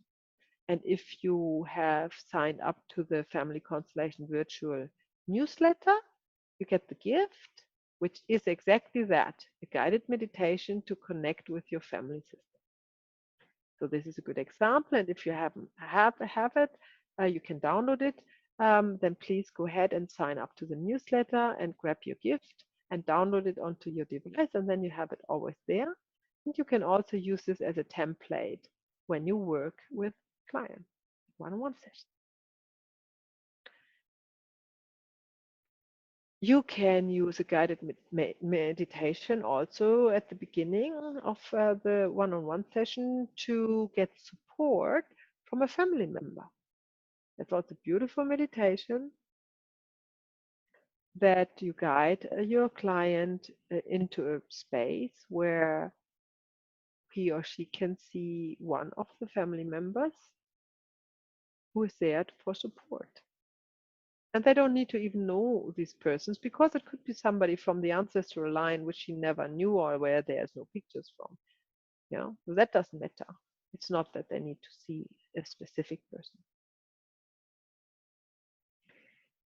You can use the guided meditation to connect your client to the inner child, which is the representative of the soul. We do that actually a lot in the Family Constellation virtual workshops and trainings, because that is very important and very healing to do.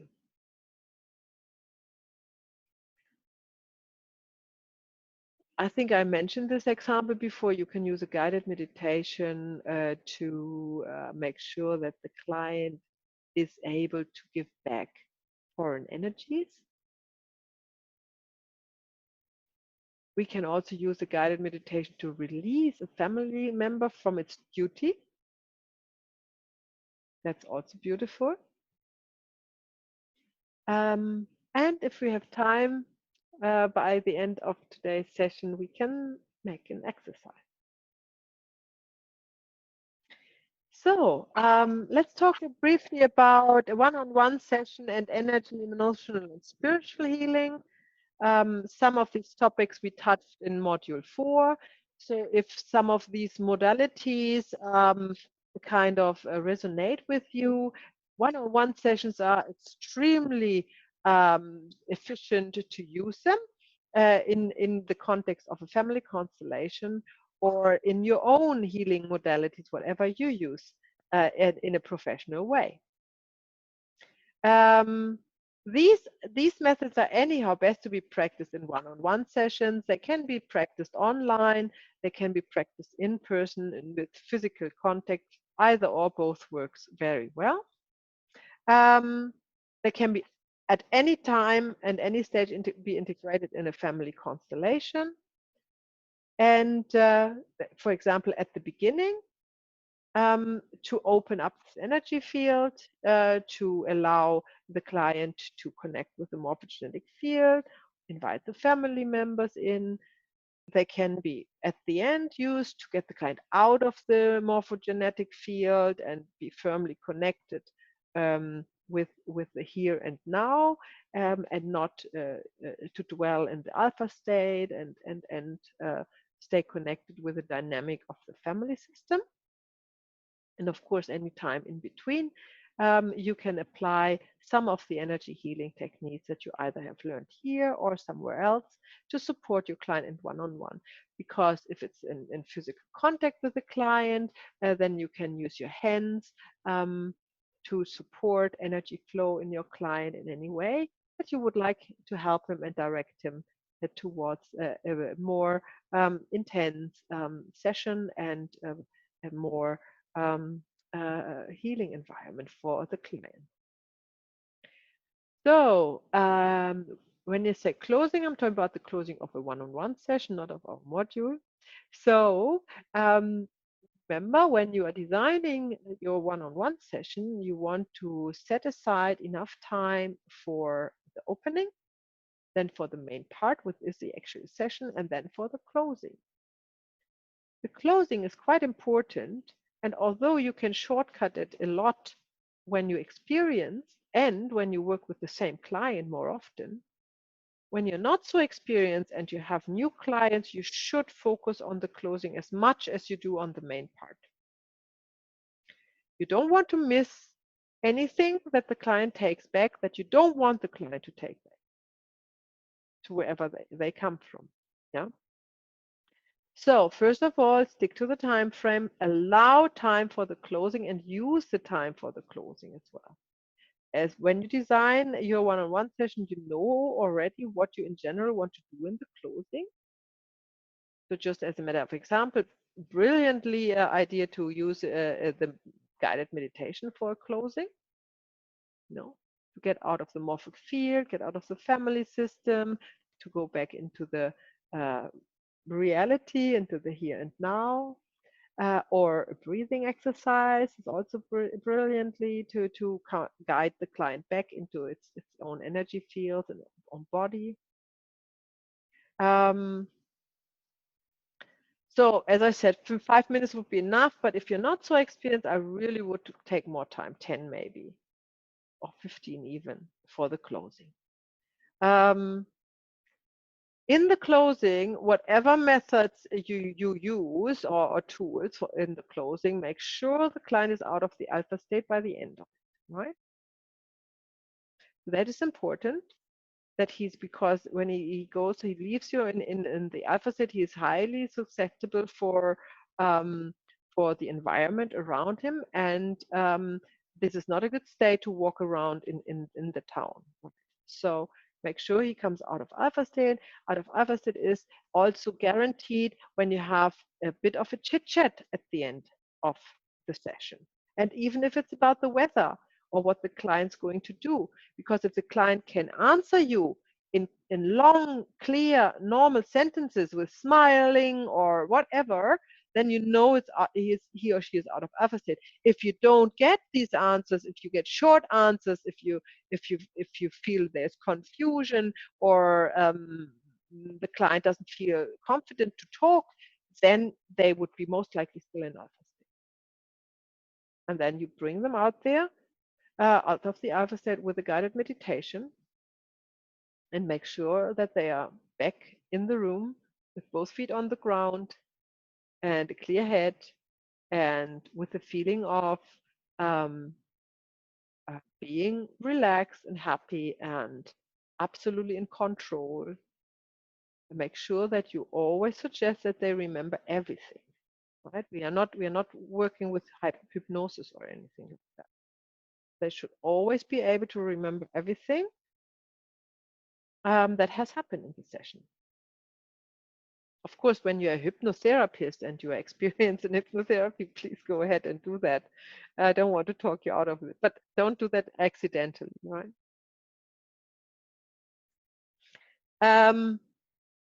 An important point is, and I really want to take time to talk to you about that, is the question or the problem or the topic, if and how we are going to talk to clients about the session in retrospective. There is an urge often from the client, maybe even from the facilitator, to talk about what they have seen. However, it is not recommended to do that. But Hellinger was very strict with it. He said to everybody who came to the workshop, don't talk to anybody about what has happened. Not people in the workshop, not people outside of the work, not at home, not to friends, not family, nothing. Nobody. Because he believed that it would disrupt the movement of the field if you talk about it. Now, that's still valid and it's still a good advice, I would say. It's still a good advice, don't get me wrong. However, I found with clients, especially the one-on-one sessions, which Bert never did, it is quite difficult to not to talk at all about what has happened. So my experience is that there is a way to talk about it briefly without taking the energy and the effect of the constellation away or diminish it or dilute it in any way, shape, or form. This is that you answer a question, so you're not talking about what you have seen without being asked. That's the first thing. So the client needs to ask you. If the client doesn't ask you, okay, you say goodbye, and that's it.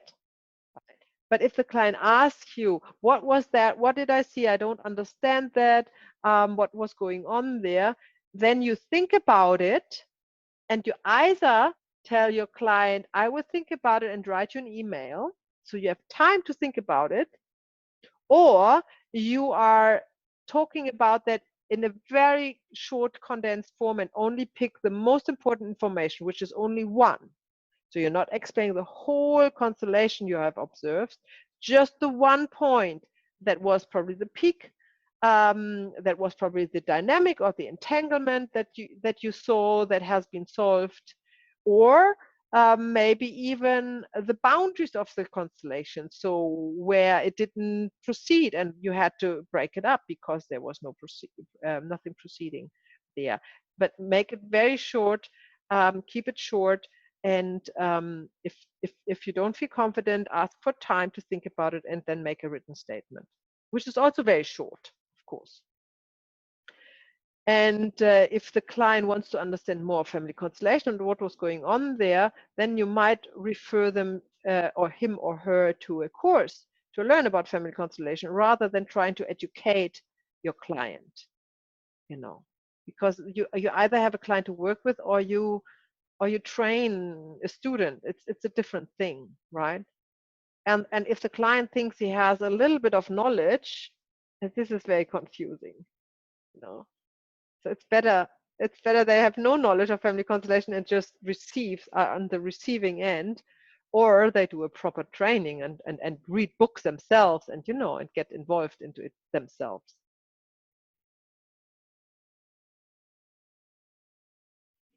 Of course, in the closing, you are very welcome to make a plan with the client where to go from here. Again, I tell you what Bert Hellinger said. He said that in his workshops, when he was working with somebody, he's recommending they are not coming back within the next 6 months. That was absolutely his thing, right? However, I cannot subscribe to that. I have very good results with clients I'm working over a longer time of period, quite closely. I think especially in one-on-one sessions, but also in workshops. I think you have to find your own truth in that, right? And don't forget, Bert Hellinger has never worked one-on-one, so he never had the chance really to continuous work with one person.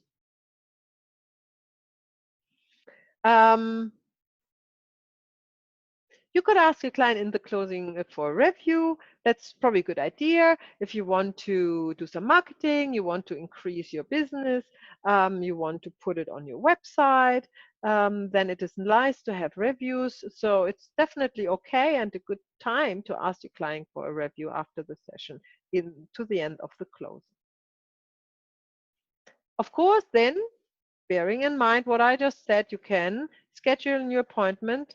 That's totally up to you if you want to have like some time in between two sessions, or you leave it to the client, or you have your own set of thoughts about it.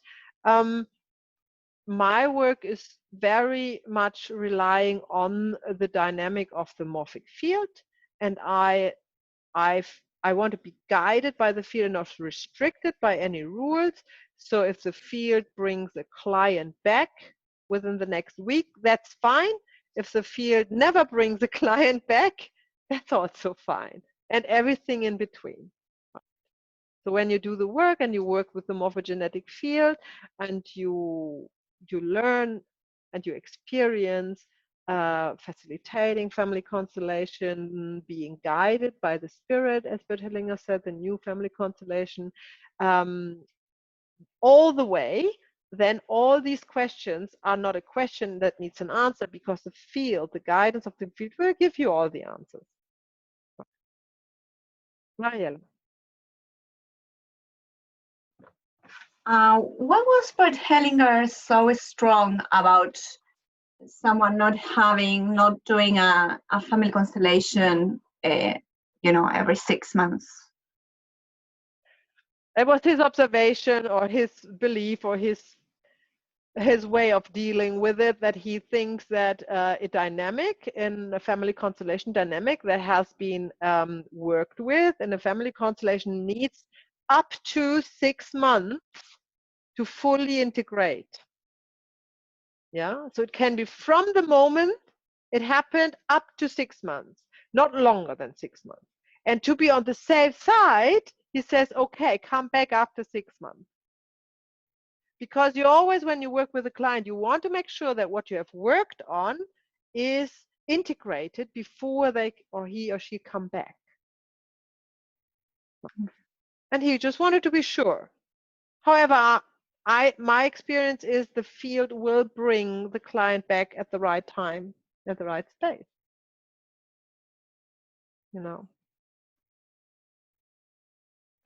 Okay. Thank you. Donna. Yeah, I wanted to share. Yeah, please. I had the same thing.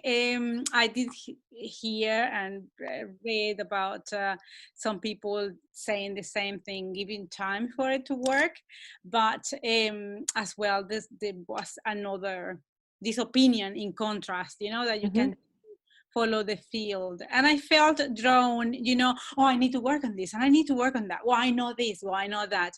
But then was a point when I felt a completion there. Yeah. I don't need more. Like I need this space. So it's felt, like when to stop. Yeah. Wonderful. Thank you very much for sharing that, Virna. That's exactly when you trust the field. You may need to work on something 3 times in a row, and then all of a sudden it has been cleared and everything is good, and you don't feel the need to go to a one-on-one session for a while. Yeah, and I would always support that.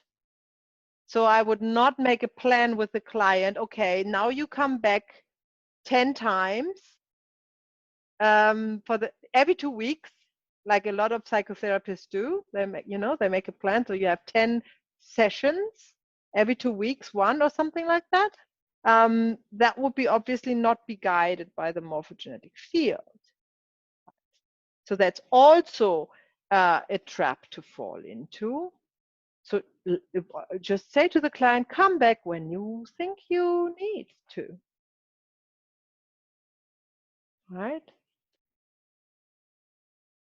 Got a sandfly here. Here we go. Got it. Okay. So yes, you can schedule a next appointment, but you don't need to. You can just say to the client, come back when, or email me when you want a new appointment. No? Okay, troubleshooting. Of course, there's always trouble around the corner.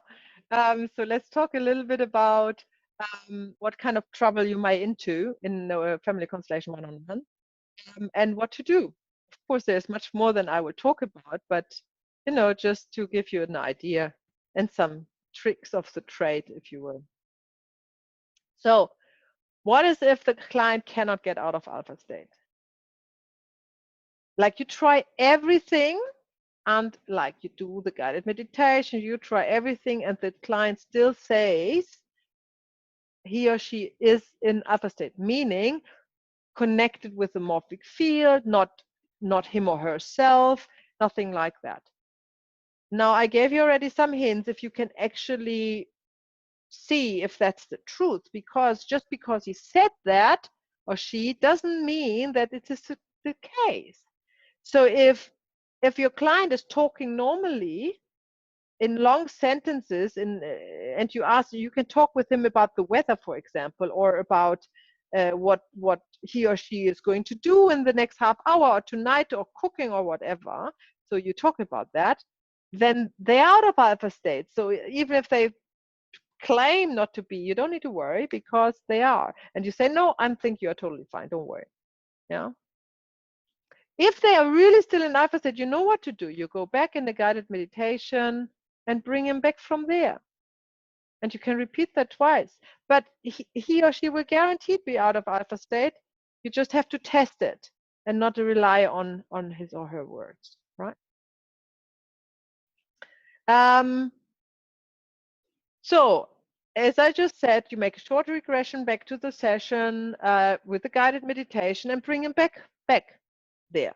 And you do that one more time, and that's it. And then he or she will be out. So this is the same with the guided meditation. I just talked about lead him or her out of the session and out of the alpha state. Another trouble that can happen is that you did your session, everything is fine, and the client is not happy. Of course it happens. Like, you cannot make everybody happy. That's not your job. It's impossible, right? And that's another trap to fall in, that you feel the need to make people happy. That's not the case. You done your job, and everything else is responsible of the client.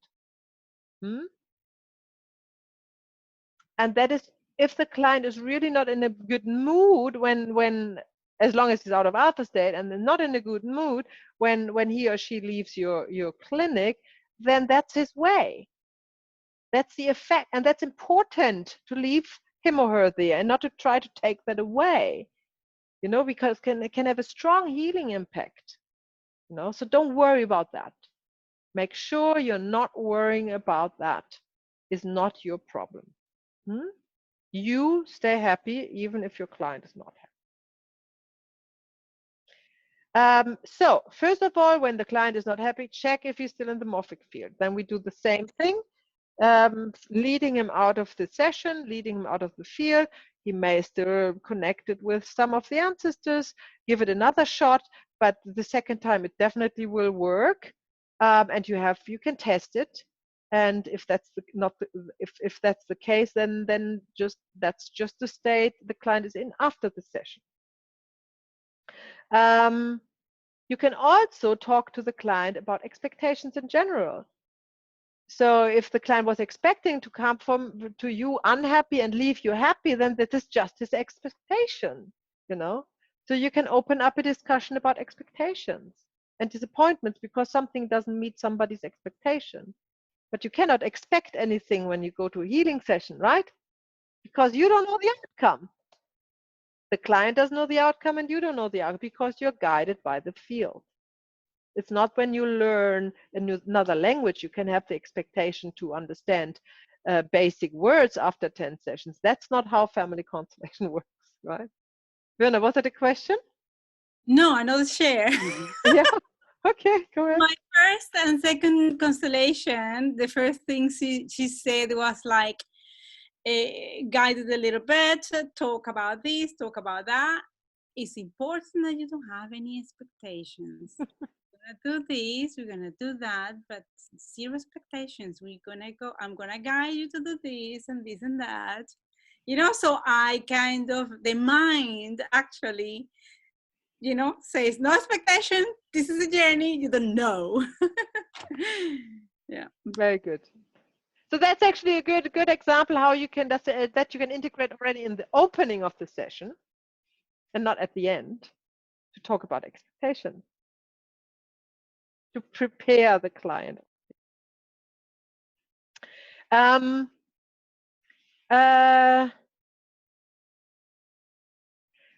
Also, when the client is not happy, say to him, give him some like some work to do with it.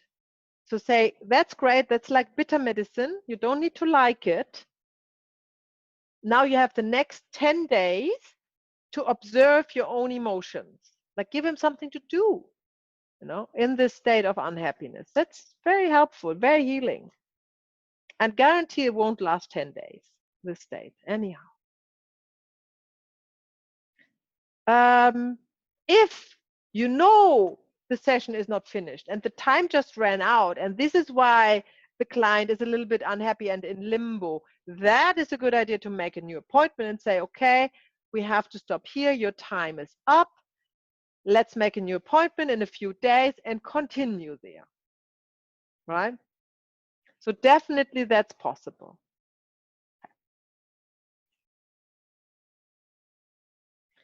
And then after the closing, when the client has left, then there is, of course, time for follow-up. So you could send an email as a follow-up and, you know, thank for coming to the session and make sure that, you know, is there anything else you want to talk about, then you can talk about that in the email. But most importantly, invite the clients to other events you have, maybe join some free events, maybe you have created a free friendship circle for family constellation or a chanting or meditation group or anything like that. Or you make an appointment for another session if that was actually the end of the last session, or you invite the client to look at special offers, something like that. If you have a newsletter, invite the client to sign up to the newsletter, send a link, or ask the client here to leave a review for you that you might want or not want to use later. So that would be a follow-up. And now I just want to show you just briefly before we spent the last 15 minutes on what did we want to do in internal constellation. I think. Yeah. I want to show you the figurine board that I use. That is, hang on, that is made in Switzerland. I just wonder where what informations are not coming up. That's a board I use over 10 years now, and I have some available. So if you, at this stage or at a later stage, feel like you want a board complete with these figurines, get in touch with me, and I can give you one of the boards and send it to you, post it to you if you are not too far away. I'm sure this can post everywhere in the world, right? Okay, so that was that. I have nothing more to share as far as slides are regarded, so I will stop that. And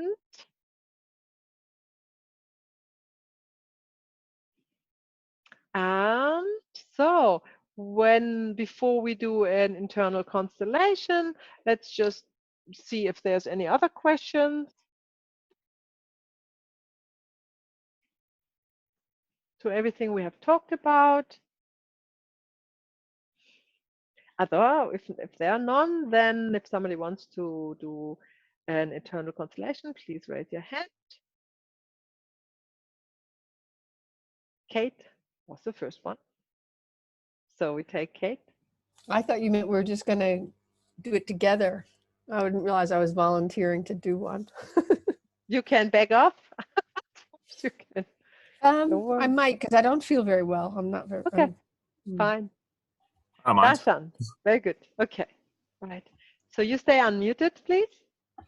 And everybody else, please mute, because in this case you are observing. We are not working with the representatives. Yeah. So for you, this is an example how you could work in a one-on-one session, either online or in a physical setup in a room with internal family constellation. So, Darshan, is there anything in specific you want to look at?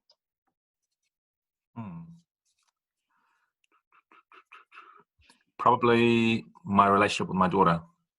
Very good. Okay. How old is your daughter? 17. 17. Yeah. Are you still together with the mother? No. When have you been separated? A long time ago when she was 5. So When she was 5. yeah. Are you living in the same area? We're both in Wellington. Yeah.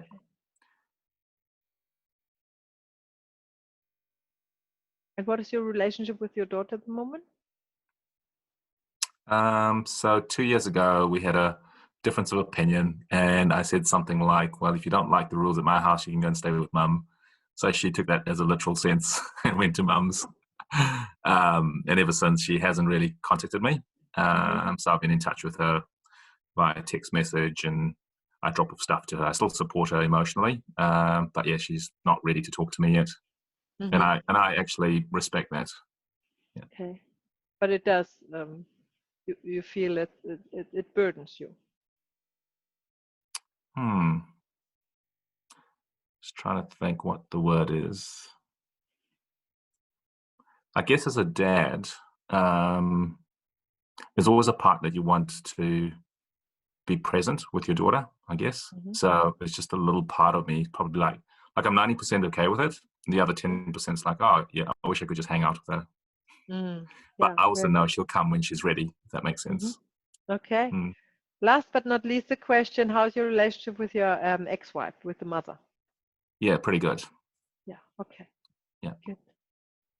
Okay. Now I would like you to sit upright, keep your spine unsupported. Yeah. And relax your shoulders. And feel the soles of your feet connected with the ground, the buttocks on the chair, connected to the ground, supporting you, carrying you. And then breathe into your belly, through the nose, the shoulders are relaxed, the jaw is relaxed.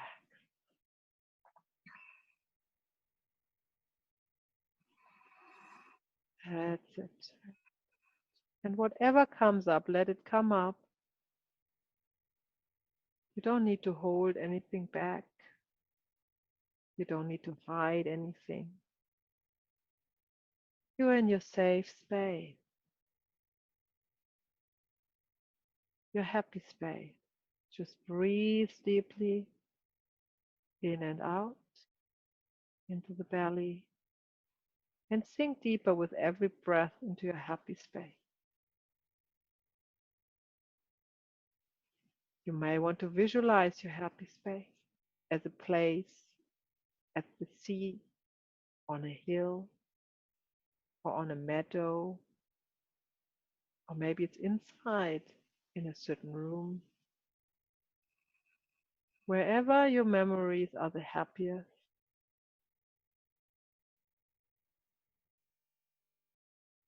and you enter this room without any expectation.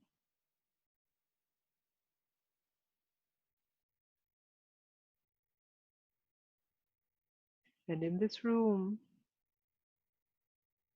you see your daughter. Can you see her?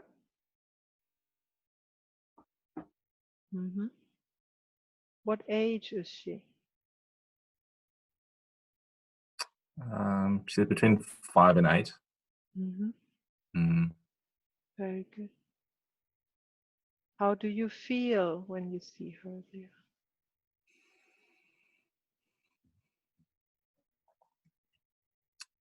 I feel a connection. Mm. I feel warm.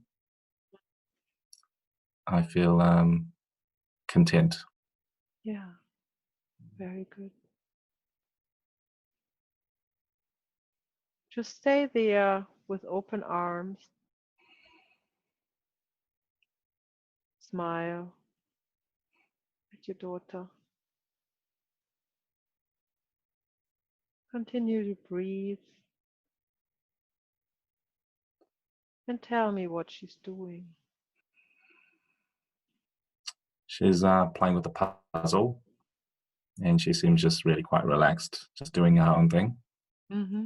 Does she Mm. look at you? She's caught a glimpse of me from the corner of her eye, and yeah, But she's not looking up to you. no, she's not. Mm-hmm. Is anybody else in the room? No, strange enough, not. It's a very clear room. It's white walls. There's not a lot of things in there. It's almost like a meditation room. Mm-hmm. There's not a lot of objects at all. So she's essentially just playing. She's sitting on the ground, and I've just walked in. The light's very nice. There's sun coming into the room. Yeah, so we've always had a connection where it's very easy to understand space. We don't have to physically see each other, if that makes sense, or Mm-hmm. be with each other physically. Yeah. Okay, then you say to your little girl, I'm here for you. I'm here for you Whenever you need me. whenever you need me, With open arms. with open arms And with no expectation. and with no expectation.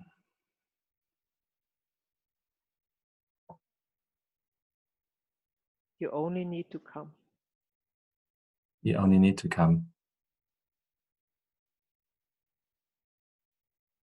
When you want to. when you want to. I'm ready. I'm ready.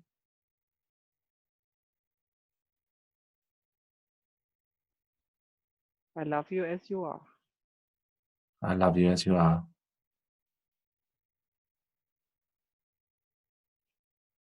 You didn't come to this world to fulfill my expectation.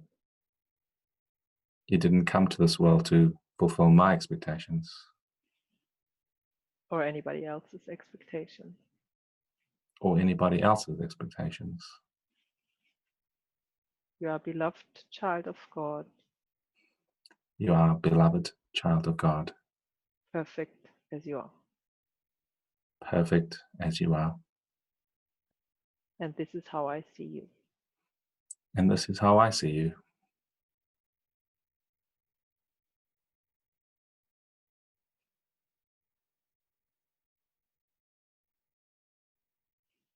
So she's just looked up at me Mm-hmm. and she's just smiled. Mm-hmm. How's that for you? Yeah, pretty good. Mm. Yeah.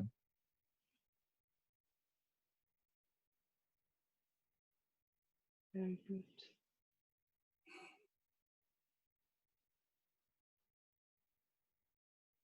Take a couple of more breaths.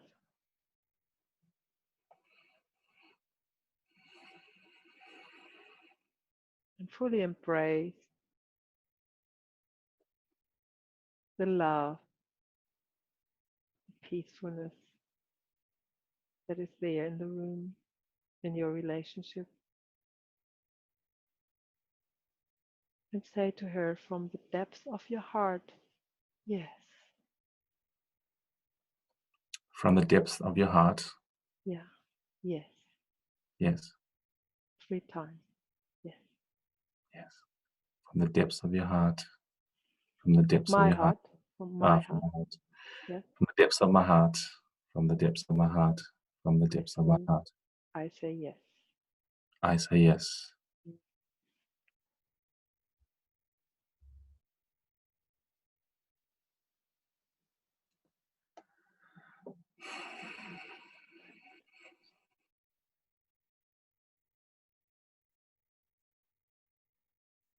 And then in your own time, you retrieve out of this space back to the room you're sitting in. And you take a deep breath and exhale through an open mouth.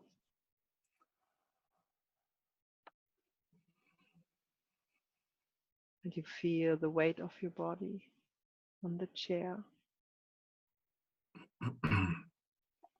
And when you're ready, you open your eyes.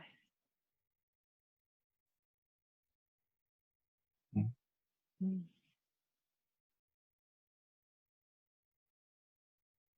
It was quite emotional actually towards the end. I kind of shed a tear or two in my eyes. I was just pretty profound. So thank you so much. Yeah. You're very welcome. Thank you for volunteering. Wonderful.